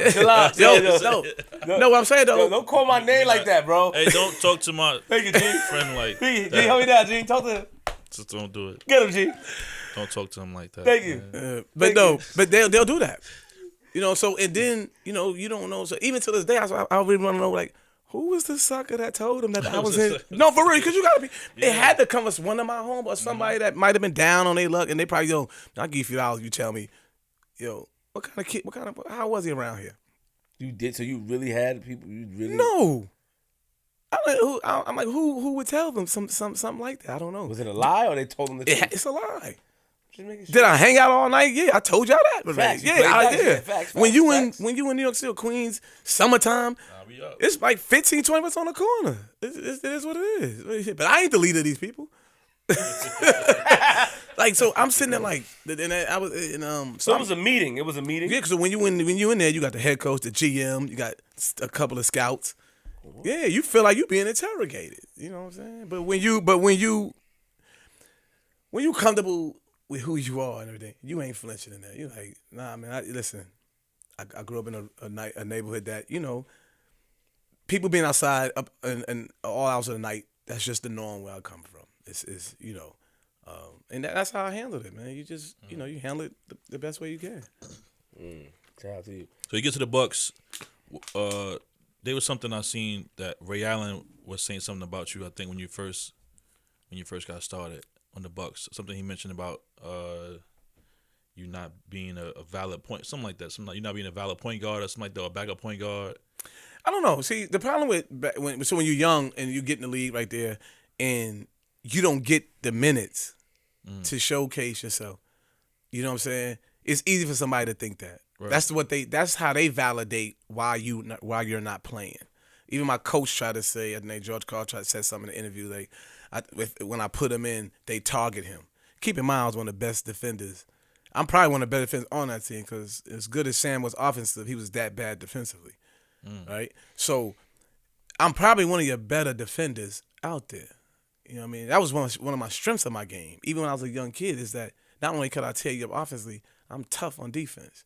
So that was my strength. And so that was just a way to validate why he's not playing, right? So I go from those 3 years to catching on with another team and becoming a starter. So I improved that drastically? I don't think so. Because when you look you up, they said you struggled in the beginning of the years of the NBA. But when the consistency is not there. So I've had games where I play. It's not to make excuses. I struggle my jump shot. Mm-hmm. I didn't shoot the jumper well. But that's the only area I struggled in. Right? There's more to the game than shooting the ball. I could run your team. I could defend. You know what I'm saying? I know what's going on. I'm a lead point guard. I could direct. I can get us in order. You know what I mean? I could organize our team. But you have nights like let's say I play today. I go 1 for 5. I don't play again. I get DNP. That's did not play in the box score. I get DNP for the next 10 games. Then all of a sudden, hey, Ray, you going? I'm 1 for 3. My shooting percentage is bad now, right? I went 1 for 5 one game, I'm 1 for 3. I'm 2 for 8 in 2 games. So it looked like I'm trash, right? Because you know what I mean? As opposed to if I go in 1 for 5 today, the coach came back with me tomorrow, played me 15, 20 minutes. Now I went 5 for 6. You see what I'm saying? So if the consistency minutes is there, I can't be consistent if the consistency in minutes is there. Why didn't they put you in? Well, those guys were good. Sam Cassell was dynamite at that time. It was. Yeah. You know what I'm saying? And then some coaches, we had backup point guards like some old, they were good veteran guys. These coaches like to play the veterans back then in those days because they know how to play in this league. They know how to win in this league. You know what I'm saying? And I had to learn what it is to be an NBA pro, a professional, how to utilize my time, do all those things. So it actually helped me because 3 years later I'm a full-time starter, and the rest was history. So it actually helped me because I actually got a chance to really see what the coach was talking about. You know what I'm saying? So that was the beauty of it. Was it hard to make a transition from street ball to... Not for me. The transition was easy. The only hard part was to get people to try to understand that that's just what I do in the summertime at playgrounds in New York City. I don't... See, things I did in Rucker Park, some other tournaments, it was just straight to the point. I might go in Rucker Park and wrap around somebody's head, throw behind your back, do all this skip down the court. But I might go to Hunter College, where they had the Nike Pro-Am League, and just give you straight hell. You see what I'm saying? So it was like two different worlds. I knew doing the tricks and stuff stayed in that park. Got it. That's why it's called the Entertainers Basketball Classic. I'm here to entertain you people. You know what I'm saying? And that I did. You know what I'm saying? So that's what happened. So what was your first breakout game, you think, like as far as like on the Bucks when you first got One of my started? breakout games was against one of my childhood idols, and God bless his soul, his brother Escalade was one of my closest friends too. Shout out to Escalade. Shout out to Escalade. And was against Mark Jackson. You know, a person as a kid, I'm watching him at St. John's, watching him at the Knicks. You know, you idolize him, and I had scored 6 straight. And I'm like, wow, man, I'm doing this against, man, arguably one of the best guys ever played in New York City. And that was one of my breakout games. And then one game, Sam Cassell got hurt, and we playing John Stockton in the Jazz. And in the newspaper early in the morning, that was the toss that they got the huge edge at the point guard because we don't know who's gonna play point for the Bucks. And coach came my way. I ended up having 14 points, 10 assists, and that's when they knew, oh yeah, Skip's for real. You know what I'm saying? And I'm bumping John Stock. You know, John always like to do the cheap shots, hit you. So I'm bumping back. You know, pause that, but we. I got you. You know, basketball's pause, man. I ain't gonna lie. People know that. Like, you ever hear the commentator in basketball? Penetration. Oh yeah. Shaq is having his way with him down low. Like, whoa. Yo, basketball is pause. So now you playing. You transitioned. You're playing. 'Cause after the Bucks, the next team. So actually, I didn't have a team. So I finished my 3-year contract with the Bucks. I go to training camp with the Golden State Warriors. They was in a transition period where they were making Gilbert Arenas the starting point guard, which was turned out to be a good thing. They didn't really have no spots left, so they waived me in training camp. So you went to like Mobile, really? Right? Yeah. But before that, I was just here. So my agent, Eddie. So at this time, Eddie's my manager. Eddie's calling me every day. Oh man. I'm like, man, he's like, man, yo, you gotta go. They want to see you play. You gotta go to it wasn't the G League. It was called the D League. Okay. It was the developmental league. You gotta go. They want you to go developing. I'm not developing anything. I'm gonna go down there and destroy these. I'm not going anywhere. He said, what you gonna do? I'm gonna chill and see what else. You gonna go overseas? I'm not going to no country. I'm an NBA player. I'm not going anywhere. And so what you gonna do? I don't know. Click. I'm partying every day. I'm at what's the name of them damn clubs back in the day? We had Rebar Lounge. We had all these different places back in them days, man. Every night, me, Escalade, every night. And then one day, Escalade was just talking. And he's like, yo, come out here, come to this gym. We were playing at this church in Long Island. I come. So we start playing. He said, man, I really want to talk to you. He said, man, what you gonna do, man? You gotta get up out of here, man. You gotta go back and play some ball. Then Mook hit me. We went out that night. Mook said, man, yo, you gotta go back. You gotta play some ball. You gotta stop this. Yo, you can't just be partying every night now. So now my agent called me and said, yo, the Mobile Revelers, I got you a team if you want to go. You know, you're gonna go tomorrow. Man, this time I'm out of shape. You know what I mean? I'm out of shape. But I had to go. I get on the plane. I go down there right off the plane. 18.7 rebounds, 7 assists. I'm breathing like this. I go to practice. I start doing everything I used to do. Before practice, I'm on a treadmill. During practice, I'm running. After practice, I'm on a treadmill. It took me like a week to bounce back and shake. I did everything every day. The very next game. So I think I don't know if I was like 17, 16 points something down there, but it's like, no, something like 16, 17 points, 7 assists, 5, 6 rebounds. I think I was only there for like 5 games or something like that, 4 to 5 games. And the Raptors called me up on the 10-day. And they said, man, can somebody bring the rest of your clothes up? I said, yep, he is. So, man, just go somewhere and get the rest of my clothes, man. So I'm in Toronto. It's freezing. So I had it. I went to the fur district here. It got me a chinchilla and a mink. I said, man, it's cold up here, man. And that was it, man. The rest was history, man. I'm playing with Vince Carter and those guys up there. It was Skid to My Lou Mania. In Toronto. Yeah, it was Skid to My Lou Mania. Crazy. Off the 10-day contract. Everybody at the whole country. The whole country. Man, it's a beautiful city, man. Shout out to Toronto, man. I love it. I miss Toronto. When did you have G. Did Jalen Rose play in Toronto at that time? Jalen Rose played with me, man. Me and him didn't get along. I know. That's me and him and I didn't get along. I love Jalen Rose as a man. He's a terrible teammate. He's a terrible teammate. What's the issue If he don't get the ball a couple times, keep in mind the coach is calling the plays. And at that time, Chris Bosh was an up and coming star. The coach is calling the plays. The coach called the play for good spot, them every time down. What do you think I'm the point guard? What I'm gonna do? I'm gonna give him the rock. Mm-hmm. If he ain't open, guess who's the next option? Jalen Rose. Right. He's averaging 17, 18 points a game.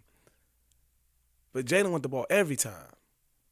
And if he don't get the ball, he not trying to play defense.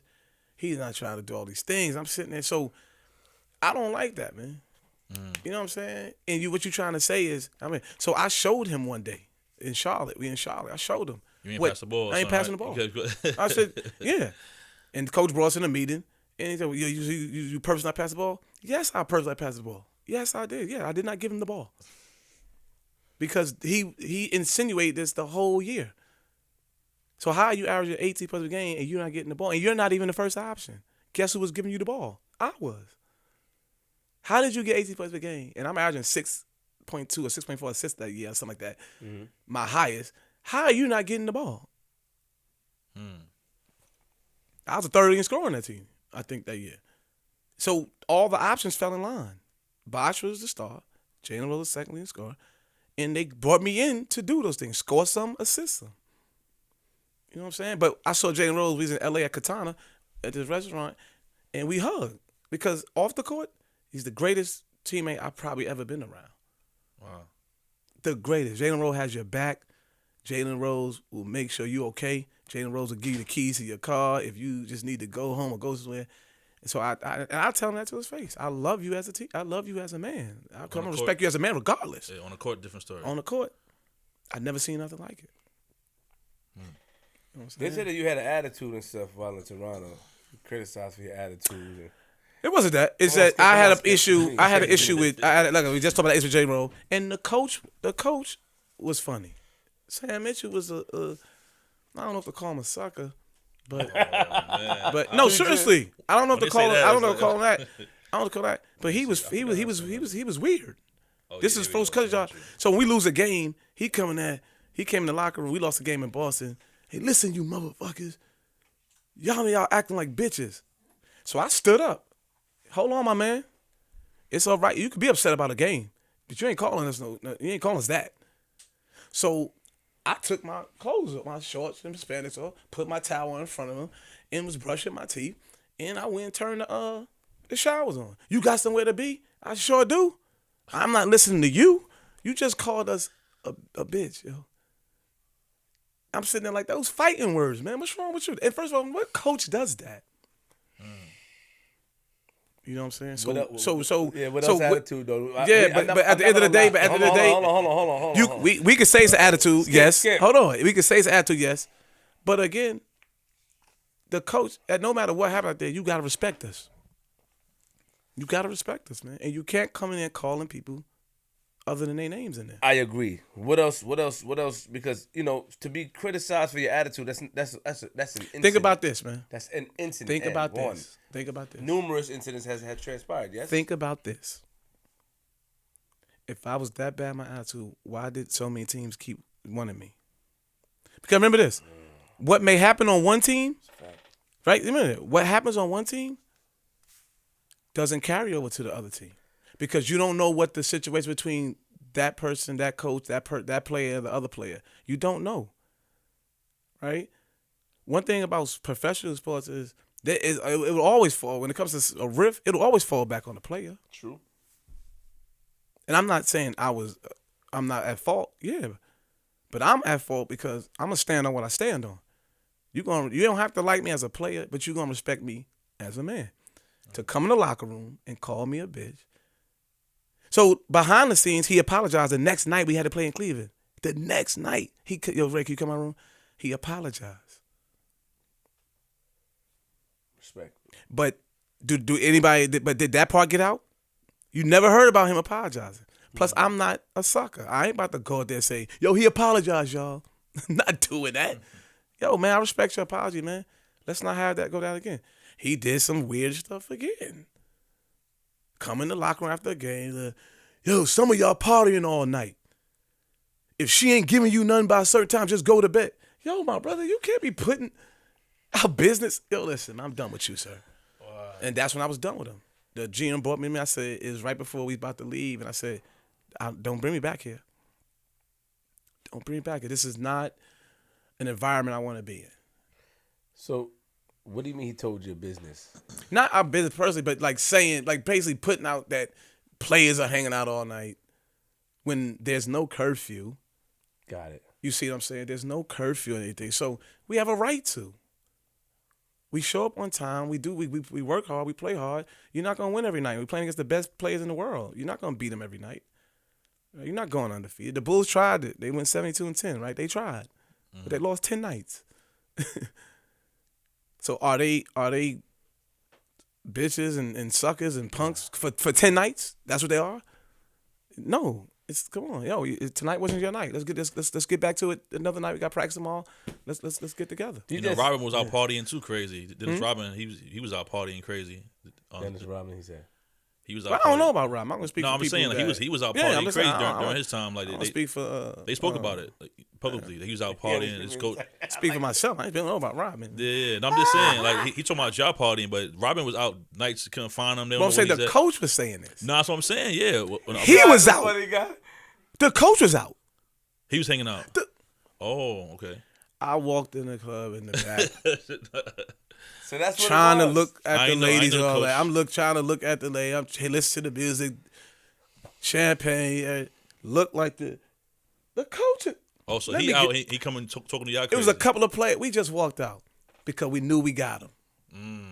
And that's why we got him. That's why. So if he said, so then he couldn't say nothing to us the rest of the year. We got him. Oh, that's crazy. What are you doing in here, coach? But even Coach Shad Mitchell, man, like when I got traded and we played against Toronto, as a man, look, we were warming up for the second half. He was standing there, and we were warming up by their bench, and I went over there, shook his hand, and hugged him, man. I love you as a man. You know what I'm saying? That's just the man I am. Just because we got along from a basketball standpoint doesn't mean I hate you as a man. You know what I'm saying? I love you as a man. You know what I'm saying? But and it was his first year one thing I respect is we both had to learn. It was my first year as a full-time starter. His first year as a head coach. Why did you slap Eddie House in the head? I still don't remember, man. I still don't remember, man. Why you slap I thought after he made the talk, Eddie's a dude that. Nah, wait, stop. Stop. Cause you're very good at talking, but you're not gonna out-talk me. Stop out-talking me. You asked me the question. You in my house. You asked me the question. You've been out-talking me all day. You've been grilling me. Shout out to the House of Flip, yo. Why you say? Shout out to the House of Flip. Now I'm activated. Now the troublemaker spot has. Nah, to be honest with you, man.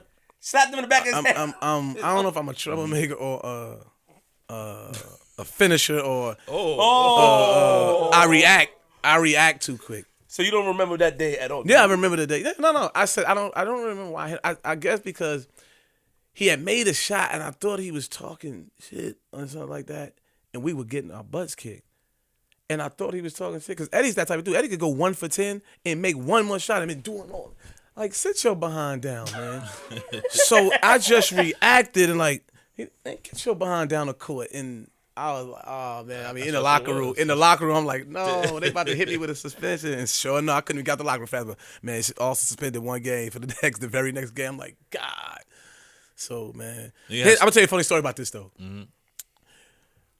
2 summers later, I'm coaching the AAU team, one of my A teams. I was coach at the time. We go to Vegas, so we sitting in the crowd waiting for the game that's in front of us to end. And I'm sitting down, this little team, so I'm coaching 17 under, the guy brings this team in. I guess their older team was playing. I'm sitting right with these younger kids, and the coach goes, "Hey, young fella, you know who you sit next to?" So I look and look at the guy and said, "Nah, you probably don't know, man. I'm thinking he's just trying to say, yeah, that's Skip to my Lou right there." He said, "Man, you don't know who you sit next to?" I said, so I'm about to say, yo, man, I'm Rafer Alston. I played the Rockets, and I just playing with the Magic, everything. The guy goes, before I can say that, the guy goes, "That's the guy that slapped your dad." I said, "Yo, man." I said, "Yo, don't say that." So the dude looking at me, the kid looking at me crazy. I'm like, "Yo, man, me and your dad cool, man." I said, "Man, I apologize to your dad. Me and your dad cool." Man, lo and behold, it was Eddie House's son right there. And shout out to Eddie House. Shout out to Eddie House's son. Eddie House's son playing at Arizona State now. dope. Shout out Just to share him. point guard. So shout out to Eddie Eddie House, Eddie House son, man. You know, it's all love, man. You know, I mean, he did say that's what happened when you start kicking somebody's ass because you was losing. He said that. He said that. He said that. Yeah. You know that. You know what happened. None of that bothers me. Losing, he ain't talking about that. I watched it. He didn't say nothing. None of that bothered me. He shot him. Bye. His whole head. Yo, we finished. I didn't even know you was. We finished them off in 7 though. Yeah, we finished them. We beat them. We beat them in Boston in Game 7. So Eddie, chill out, Eddie. yeah. Eddie, chill. So, you see? Yeah, That's where the attitude comes from when they talk about you the rucker, cocky. You know, look how you talking. Actually, the ruck I wasn't. So you just happen to get cocky in NBA? The rucker I was. I didn't need to be cocky. It's crazy about rucker. The fans were cocky for me. Ooh, The fans knew what time it is. All these dudes was nice, man. Shout out to all them dudes. All them dudes like Kareem Reed, Sham, The Future. All of them was like The Future was skipped before in 88, 89. He was a young dude that came out there at 15 years, 60 years old, dealing at it. So it wasn't like it wasn't done before. But by this time, now I was that Future dude. I was the dude. So the fans was cocky for me. The fans was like, yeah, we like y'all, and y'all, some of you from Harlem, y'all from down the street there. But when that skinny dude come up here from Queens, y'all know what time it is. Why did you fight Rondo? We didn't fight. I'm pushing. Rondo did some crazy stuff. They was trying to take the ball out of bounds. Swung a couple times, maybe. I'm like on my shoulder, and he's walking up on me with his midsection. And that's a no-no. Yo, hold up. That's a no-no. So I told the man, I'm telling you. I'm telling you, man. That's what he. What you talking about, man? You asked the question, Flip. You doing that. Oh, you looking for trouble. The man did something like that, and I looked. I'm telling you, man. They cracked your 22 game winning. I'm telling you. That's what happened. They did do that. Yeah, that's what was going on. They came in Houston and smacked us around that day.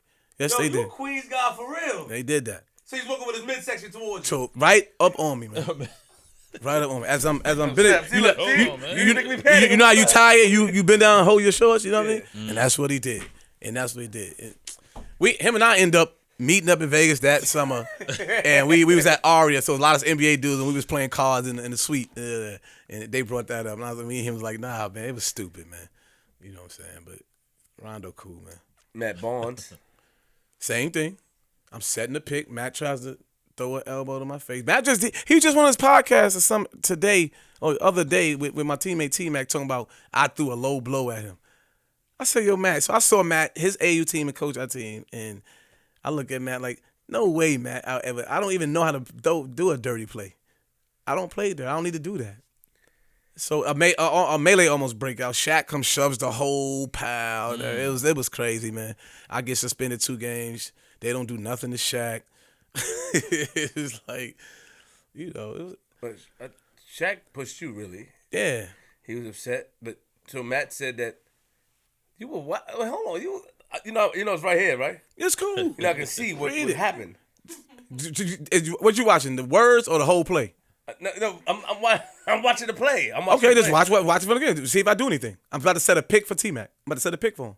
You pushed it. Here go Flip. Now, do you see it? Yo, put the camera on the laptop so the world can see the laptop. It's right here. You got to go to the beginning. Go to the back. Go rewind it for the back when I just set in the pick. You ran into him. Stop. I'm about to violate you, man. Look. All right, look. All right, go ahead. He just did something to me, see? And here I go. I'm glad I didn't swing. I wanted to swing, but I'm glad I didn't swing, man. Matt cool though, man. But Matt plays like that, man.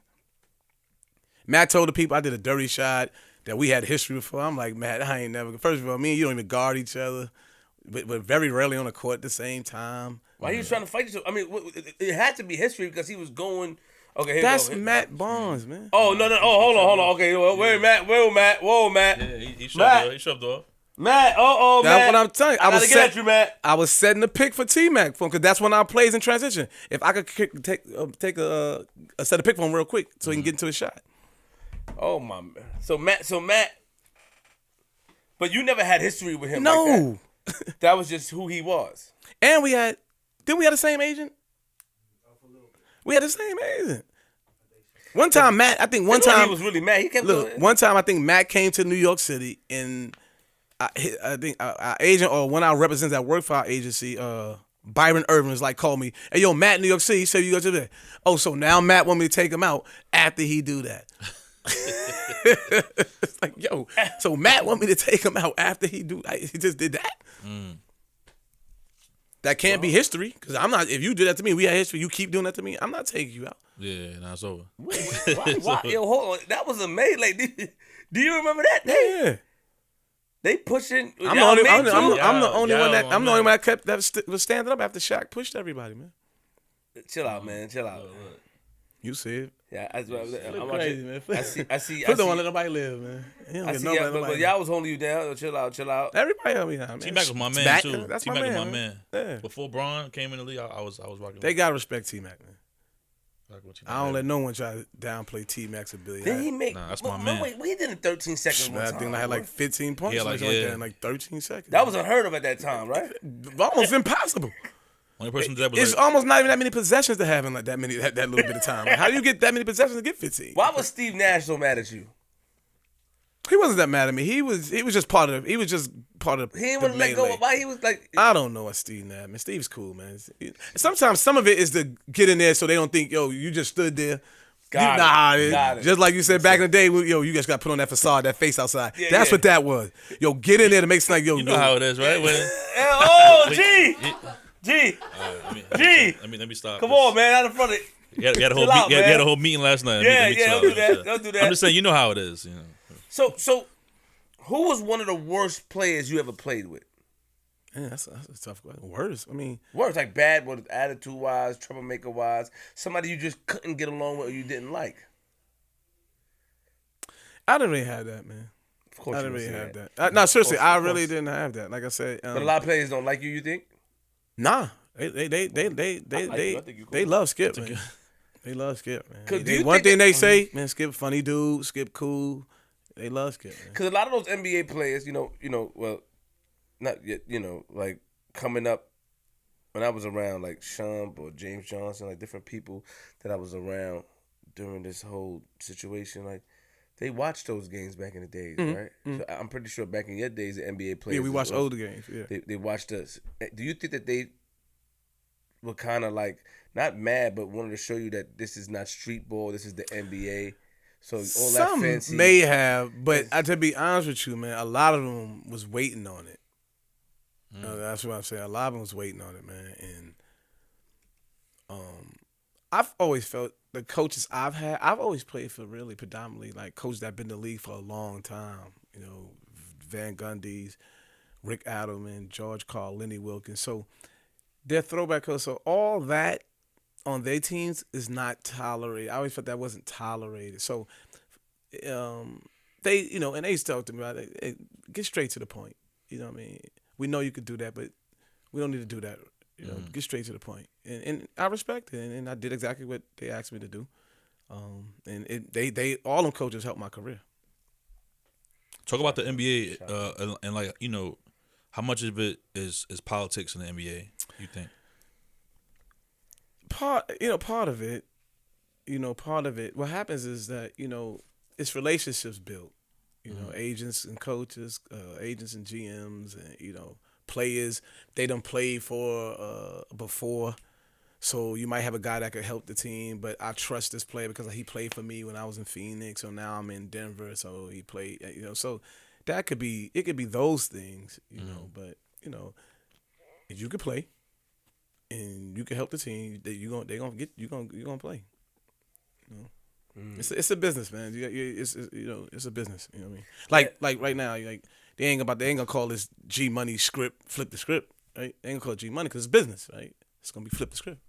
Yeah, don't put me in the middle of that. When they came with that, ain't gonna be G Money. Nah, G Money gonna be. Hey, G Money gonna go home and think about it. Man, I'm not gotta get my own joint. G Money, don't listen to G Money. Nah, I'm just joking about that. I ain't trying to have it. When they did the reggae song "Skip to My Lou," how you feel about that? Loved it. Skip to my Lou. Skip to my I loved that. You did. Love that. I remember we from New York City. So reggae is huge, man.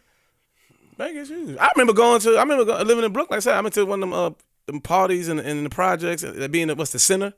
Man, when you first know how to when you first dance with a girl reggae, she know what she doing. You don't. It's just like you dry humping her. True. She moving, she whining, doing all. You just doing like this, you don't know. Until you went enough, you went to these parties enough that you started bogling, pepper seed. Right? Look at them. They're like, yeah. Broke you know up, what I'm saying? that. Then all of a sudden you start eating. Shout out to the Jamaicans, man. I love you. I tell you, my other best friend Jamaican. You start eating what you said? You start eating ackee and saltfish. Oh, because you paused right there. Nah, you because said you changed it. Nah, man. I said, hold on. But you got happy though when I said it. So why he stuttering now? Why he stuttering stop now? That. That's my man. Wait a minute. Hey, G, hold on, G. That's my man. Yo, you got excited and now you stuttering, man. Leave my man alone. That's how he talk. I got you. That's how he talk. Don't judge him. Yo, PJ, I hope you watching your man in here, PJ. Yo, PJ, I hope you watching your man in here. What happened in August 2007 in the nightclub? Yo, Flip, I'm a great guy, man. I just want you to know, man, because you started to look at the stuff that don't make any sense right now. I'm a great guy. What happened? I'm just me. You can tell me a story. You have to get what happened. What happened in August? Just tell me what happened. He came and bailed me out. Just leave it at that. I'm skipping past it.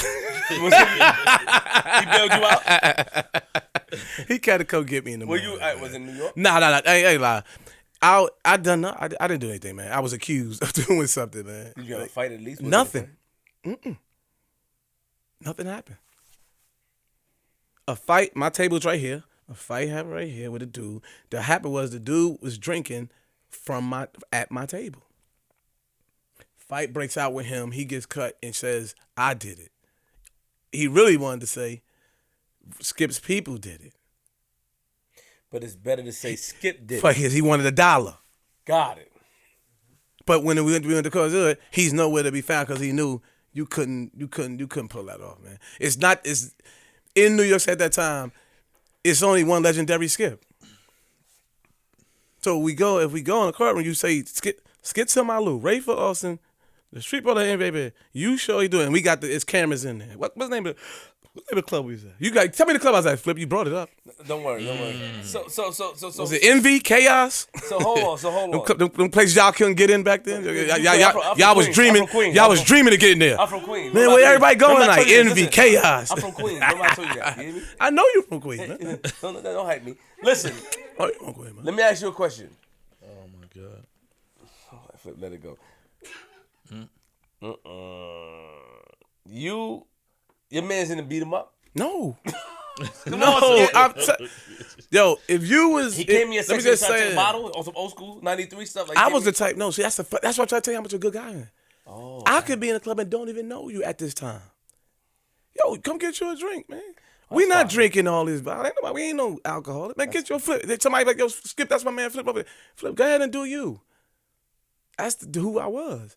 That's fire. Yeah. I didn't even like getting sections. I was the type dude, I'm trying to go on the dance floor. I'm trying to make, that's what we come out to do. I was always the type person, I'm not standing and trying to look, why do we go to the club standing like this trying to look tough? We go here to mingle with the opposite sex. Whether we're trying to get with them or you don't, that's the person going out. Dance and mingle with I'm not going there to be looking at no dudes. I don't even know what transpired. Got it. By the time the fight may have happened, I see my homeboy, my young boy, he's in the NBA. We play together. I see Lamar Odom come in with his people, Queens. So I look this way. LO and them is over there. I'm trying to make my way to Lamar Odom. Shout out to Lamar. Because it's Queens. Now Queens is really, we in here. Yeah, facts. And you know, back in them clubs, it's heavy Brooklyn, heavy Uptown. Yeah. You might see a couple of Queens. Oh, you're flipping them over there, but... Yeah, you might see. Right? Oh, G Money and them over there. You might see one or two Queens. Am I lying? Right? Yo, G, what up? Right? But the whole time in there, you got Brooklyn. Yo, damn, we got this outnumbered here. I see Low. I'm like, cool. Try to put all our section with each other. Yo, you know what I'm saying? Moody's bottles. Yo, come on, Low. And I couldn't get the Low. They would be like, yo, let's get that out of here. Once the band started, yo, come on, let's go. We leave. I go uptown. At this time, I go uptown. It's a big dice game in the gambling spot. So that was my thing. I go uptown like, yo, I ain't think about what happened. I'm rolling dice at like 5, 6 in the morning. I wake up. So they didn't say, I wake up. My grandmother's like, yo, police came in looking for you. Like, grandma, cut it out. Right? I'm like, cut it out. Because that's my last known address to these people in New York City, is at my grandma's house, who lived in Montebello. By Montebello Park, shout out to Queens. See what I'm saying? Yeah. If y'all want to get around Queens sometime, send me how to call me. I'll make sure them dudes let y'all. I'll make sure y'all all right, man. All right. But I'm from Queens too. Yeah, but I mean, there's some place you really can't move. Call me. Yeah, G. He don't know. Because right now, it's got this big gang epidemic out here in New York City. So call me, man. I'll get you down the block to your house. Some of y'all be going around the corner. Say, hey, G, some of y'all be going around the corner, coming through the backyard to get your house. No, so look, I'm getting up the next day. My grandmother hit me like, police came here looking for my grandma. Just cool out, man. Nobody looking for me. I ain't doing nothing. And sure enough, man, I called Eddie. We had to go get the lawyer. Yo, we gonna walk you in. We gonna bail you out, man. So I had to turn myself in and come on out later that day, and that's what happened. And never went back to court again because it was thrown out. Yeah. But also, we're not doing that. No, hold on. Because don't tell me about another case. You paint a different picture of me now. No, people like me. I just have one more question about it. I'm a scholar. About another case. Hold on. I'm a scholar and a gentleman. What happened downtown Houston?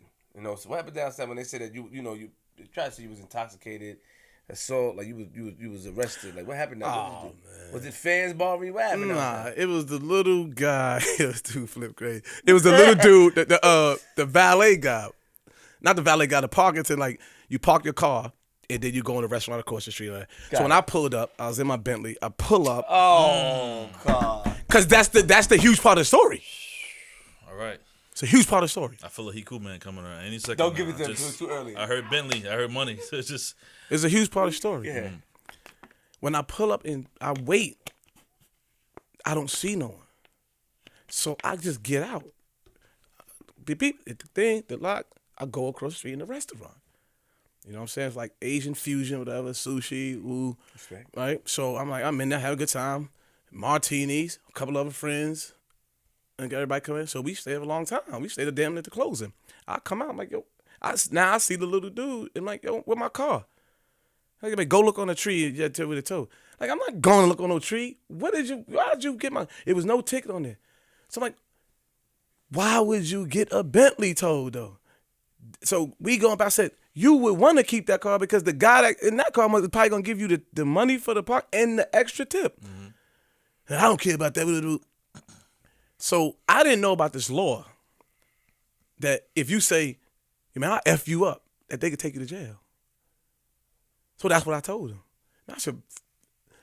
He gets the police officer corner and says, I got to take you in, man. That's a terrorist threat, public intoxication and all that. And that's what happened. Yeah, that's what happened. They took me and I get out right early in the morning. Then I got to go find my car. So I still had to go look on the tree. You didn't put your hands on the bell like Respect. It was terrorist. It was like they call it a terrorist. Right? Yo, and I had to learn that. I had to learn that, man. That's crazy. No more stories, man. No more cases, man. Good stuff, man. You go back to the NBA. All right, I'll go back to the NBA, man. No, I can't tell you how to run your show, man. 07-08 was a crazy year. We was just wilding. It was tough, man. What made it really tough is facing your teammates in the organization to let them know, yo, I'm really not doing. It's not what you think it is. Mm. You know what I'm saying? So they insisted, hey, how about this?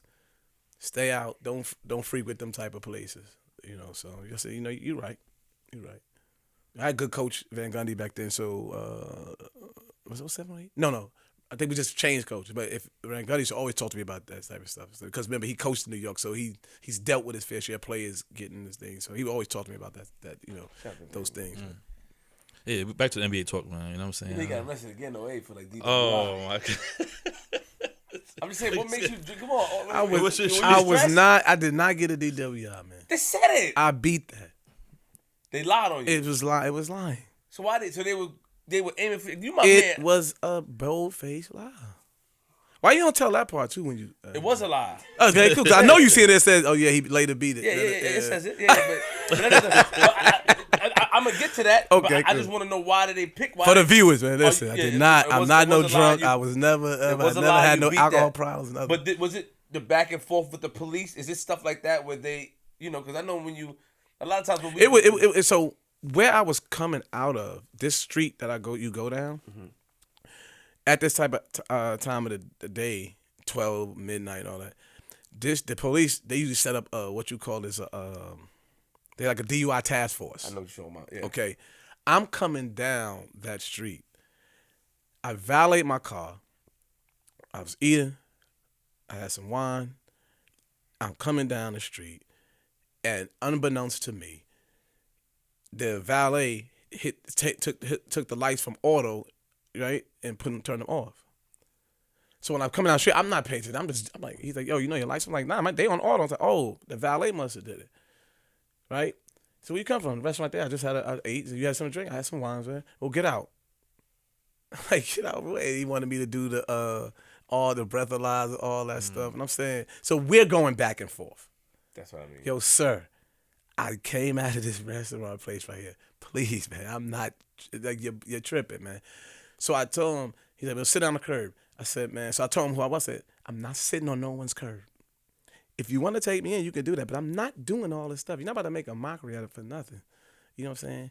So he took me in. We got to the place. He said, man, I'm bringing him on a suspicion of DUI and all that. So you could bring suspicion of anything you want, right? So and then when we took it to court, I beat it. The officer. So after I beat it, you can go back and talk to the officer and the jury. So I went and I said, yeah. My lawyer says, do you want to? I said, yes, I do. And I just asked him, why didn't you believe me when I was telling you, trust me, when I was telling you, it was a black officer. And that's what he was saying. I'm on a DUI task force. So officers started getting teary-eyed and stuff. And I talked to everybody in the jury. And so what I did was, I said, look, everybody here, because I feel like we probably wasted your time with this case and everything. I gave them tickets in the suite, all the jurors and the officer. The officer was thinking about quitting. He's like, man, I didn't know, man. Had I known. I said, nah, you don't have to let me off because I told you I was letting you know, so you know that I'm not no dude just driving down here, bugging out here. I'm not doing that. So I gave him tickets. Please don't quit your job because of this lousy case, man, and everything. So I gave him all tickets to the suite, and it was cool. Round of applause, man. You know what Yo, nah. That's what happened, man. Dude, that was good, man. And these are facts. I ain't making this up. He didn't deserve it. That was good. He don't deserve it yet. It's a sweet, man. He don't deserve it. In the suite, man. We G. long enough. It's about, G. No. Oh, man. I'm gonna wait for a second. Yeah. It's like, he cool, man. No, he not cool, man. He cool, He said I live in the suburbs, man. Yo, I ain't listen, man. If you live anywhere in them back with them nice little houses back there, man, and they look sweet too back there. Oh, them little houses back on them little back blocks over there by. Look, I won't laugh G. today. So you come down Baisley Boulevard. So you take Merrick, make a left on Baisley Boulevard, right? Right. All right, and then you pass up the little Roy Wilkins Park, that side, and you start seeing them houses, them little nice houses. It looks suburban back Make a there. right, you make a left. Yeah, you make. My PS36. Yeah, PS36. PS36. G, hold me down, G. I'm cool, G. Oh, it's that 36 Park. Friend like that. Yeah. 36 He's my Park, man. Wow. You feel better now? Yeah, man. We used to have suburban back. Like, man, it's nice, man. So, hey, look, two different worlds for you from going down God Brew and right, or Bay, like Sufton Boulevard. I'm like, man, back in them blocks. Man. That's why I was. It's so crazy because that's why I think about the north side of Queens. Like, why they want to be so? Why is it like that when y'all live in houses? But they was some tough dudes on that side of town. I was like, man, these some tough dudes on the north side. But I'm like, man, I wouldn't terrorize my house if I had one of these. Like, man, you have an attic? Like, you know, you live by the projects, or you live up. Like, I live above the store. Like, in a room in here, 1 bedroom apartment. Like we can't terrorize something that's already terrorized. Right? Like, this is bad before we moved in. I go to my homeboy house. Like, y'all got basements, attics. Yeah, y'all playing hide and seek and everything, right? Your little cousins come over and you hiding where the wash and dry is. Yeah, exactly. Chill. Don't make fun of me. Y'all didn't go to laundromat, right? Nah, I didn't. There was one that I In the cold. G-Money chill. With the shopping cart, the laundromat. G-Money, no. I need a corner over here, so I can't laugh in front of you anymore. Oh. My sister lost all my clothes. In the laundry. In the laundromat. Oh, my Just God. left. Somebody ran it. Lost all my clothes. You know, back then, you in 10th, 11th grade, that's everything in life, man. It's a fact. That's a fact. So, moving forward, you had a great career. When after you, how can I put this? Speaking of career, sorry to cut you off. Yeah.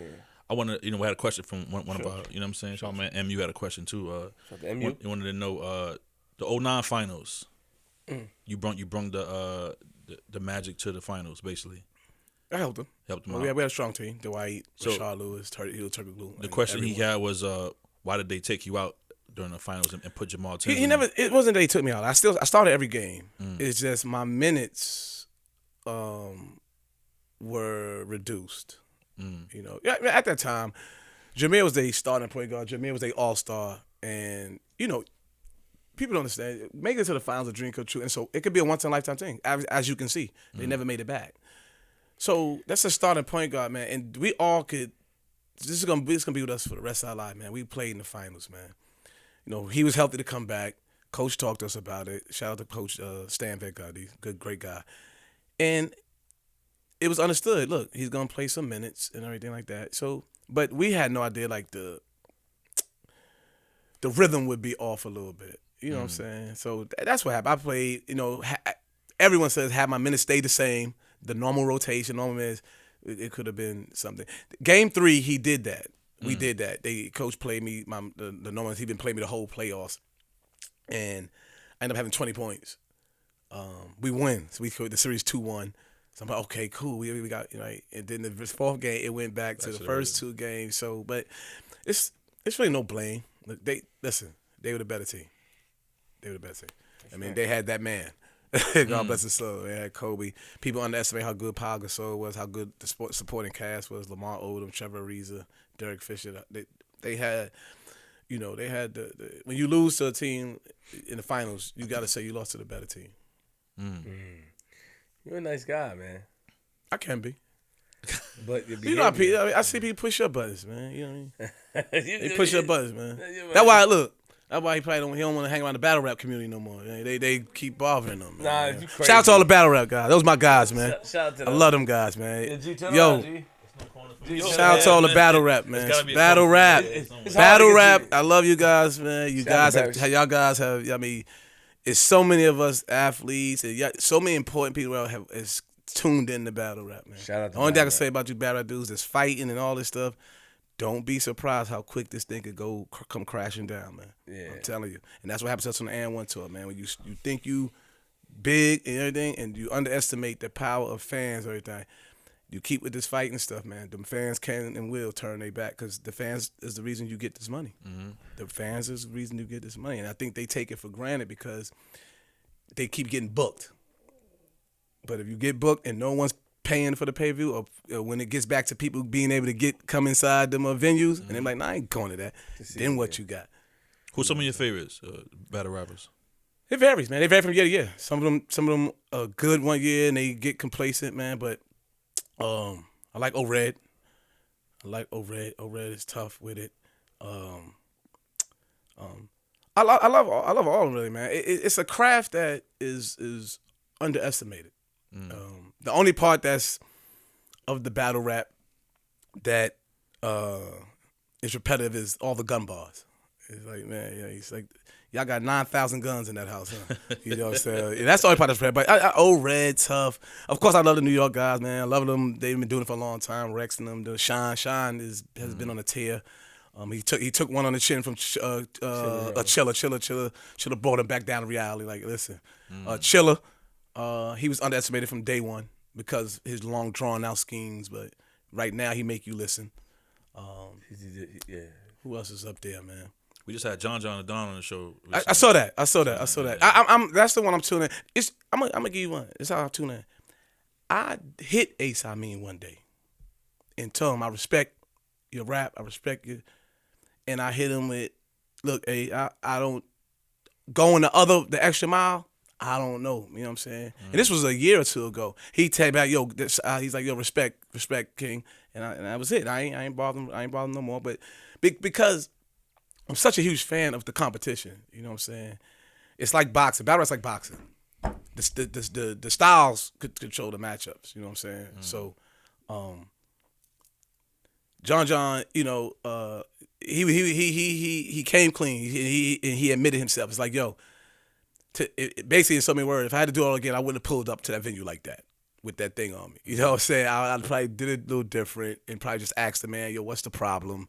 You know, but in hindsight too, you gotta go and protect yourself because you don't know, like you said, I don't know what they might be on, you know, and you don't want. It's better be caught with it than caught without it. You know, I guess that's what John was thinking. But my thing with them is if they can keep it battle rap, it's entertain the world because the world is watching, man. I have two more questions. One of my last questions is that to make the transition to go play overseas out of the NBA, what does that do to your psyche? Does that do anything to you guys? Some people. It teaches on. Because some people can see the writing on the wall in the NBA for them. And it could be, you know what? It might be better. I might have a better career, make good money, guaranteed money over there if I go over there.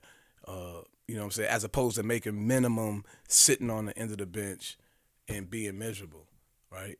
Then for some people's psyche, it's like, am I really good enough? You know, it could tear you down a little bit. You might think, okay, I'm not good enough, and you know, some people may just want to stop. I've seen some people go give it a try and don't last over there. And is it true that you left because you went to a friend's funeral? They said, yeah, Escalade. When I was on the best team, I was on one of the best teams out there in China. I was on the China. You should be an interrogator lawyer. You missed your calling, man. Because I like how you asked me that just to come back to such another negative thing. Yo. I'm cool, right? This dude missed his call. He cool. He cool.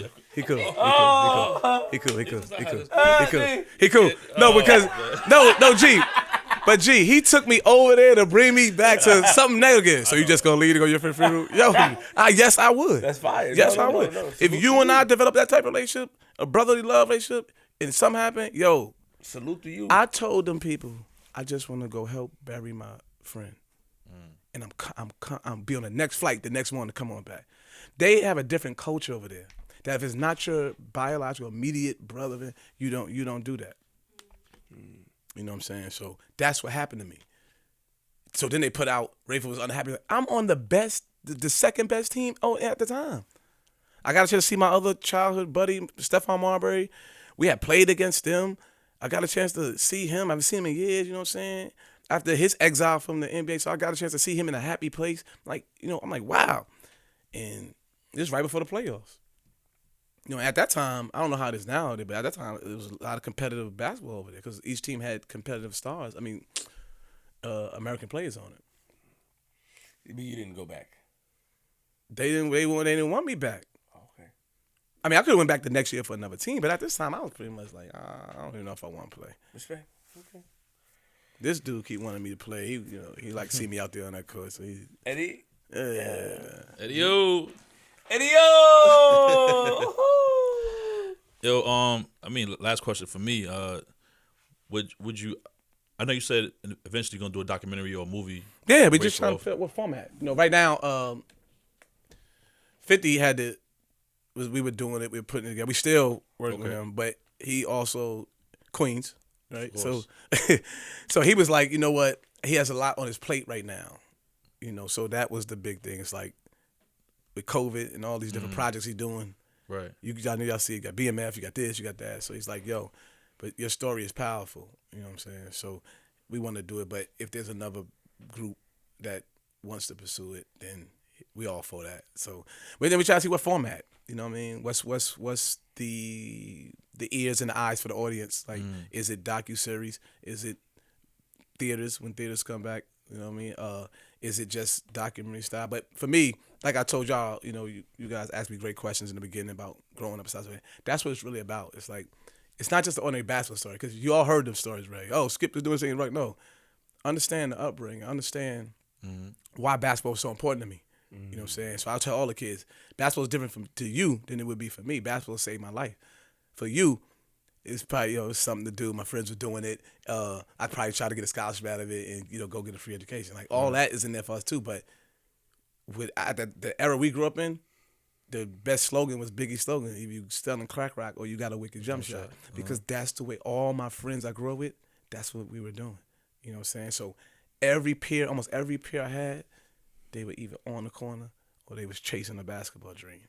So that was it. Was that your question? Because he stopped you in the mid question. He did stop me. Yeah, don't let him do that. I covered it though. He covered I covered everything. Nah, you covered it. I don't care. He didn't even have to finish the question because It don't matter. I done been hit with so many questions, Flip, for 30 years of my life. I already know where you going with it. Not me though. Not you. You come and go out with that one. That you brought me here, brought me back. You tricked me. See, I took if I was in you the interrogation room with you, I'm done. You know you done fucked up, right? That's how you had me just now. You know you done fucked up, right? So I took you to, but my question it did stop though. My question really was, can we expect to see you doing some kind of street ball stuff in the future or some kind of N1 mixtape stuff again? Well, not me getting out there, but I would love to do something with. That's what I say. I would love to sit down with N1 and try to see if we could bring that, but with the whatever basketball players that's around now, younger. So that would be fire. And then what I propose to them is that when you do assemble one of those games or tours, all the guys that were doing it years ago come out and salute them and be a part of the 100%.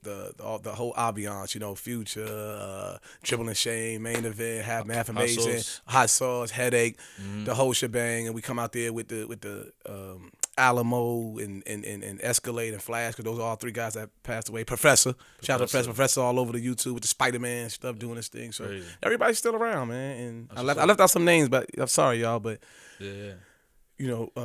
but that's what I'm thinking about doing. So, I coach AAU kids, train kids. I do everything, man. I want to give you credit though. Something you said earlier, which touched me. Pause, and gained a lot, tremendous respect. The stuff that you wanna, when you reached out to Booger, what I mean, that was dope. Like the fact that what you said, and I would love to be a part of that and use my platform to sort of elevate, or G Money and I, would like to be hands on, because if we can organize something where he goes and some of these guys, man, they had no choice but they had a choice, but the streets overcame. The streets chose them. Good job. So.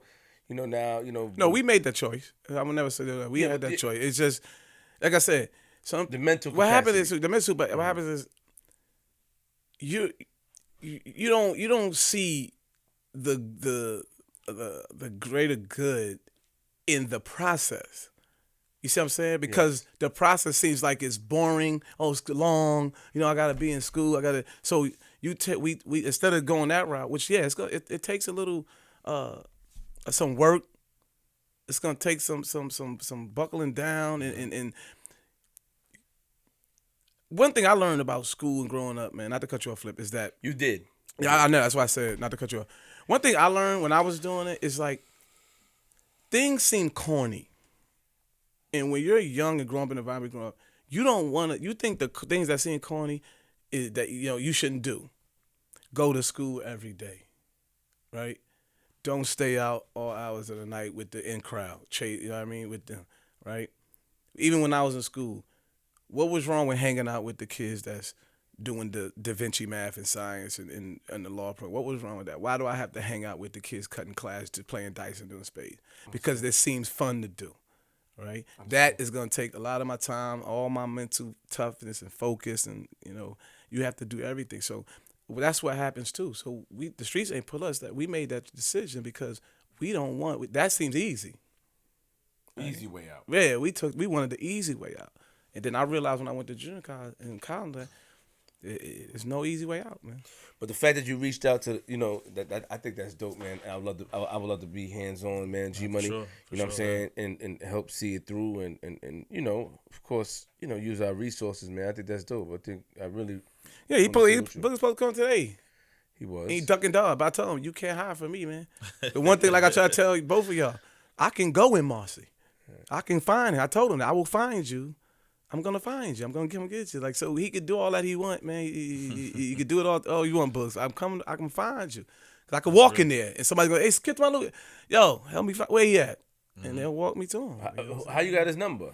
It took me. I went through every channel. So a coach that used to coach me got wind of it, and he reached out to Booger's right hand man, one of his closest friends. Is it Doyle? Or somebody, one of these dudes. I thought that's what I went through him too. I got Bug's number from Instagram. He gave it to me. Oh, okay. All right. Yeah. So the coach that used to coach me called me. Said, "Yo, he said, man, it's all over the place that you looking for him." I said, "Yeah, I'm looking for him. You know what I mean? I just want to run some stuff by. Tell him I'm proud of him and everything." And he said, "I got his right hand man who can find him right now." And he gave me a number. And then so Boogs was at work because I knew Boogs had a job. Like he had this construction job for years now, like I think for a few years, and so that's another thing. When I saw him on here, it's like people don't know he's doing a lot better. Like some people say he's sad. This is sad. I'm like he's doing a lot better than a lot of people. He goes to work every day. Yeah, he does. Yeah, he pays his bills. Like I don't understand. Like I know, but I knew from a standpoint where he's coming from. He just held that in because it does bother you. He should. It hurts. You know, I was one of the best. I'm on cover of Sports Illustrated. I'm in Slam. I'm in this. They doing documents on me.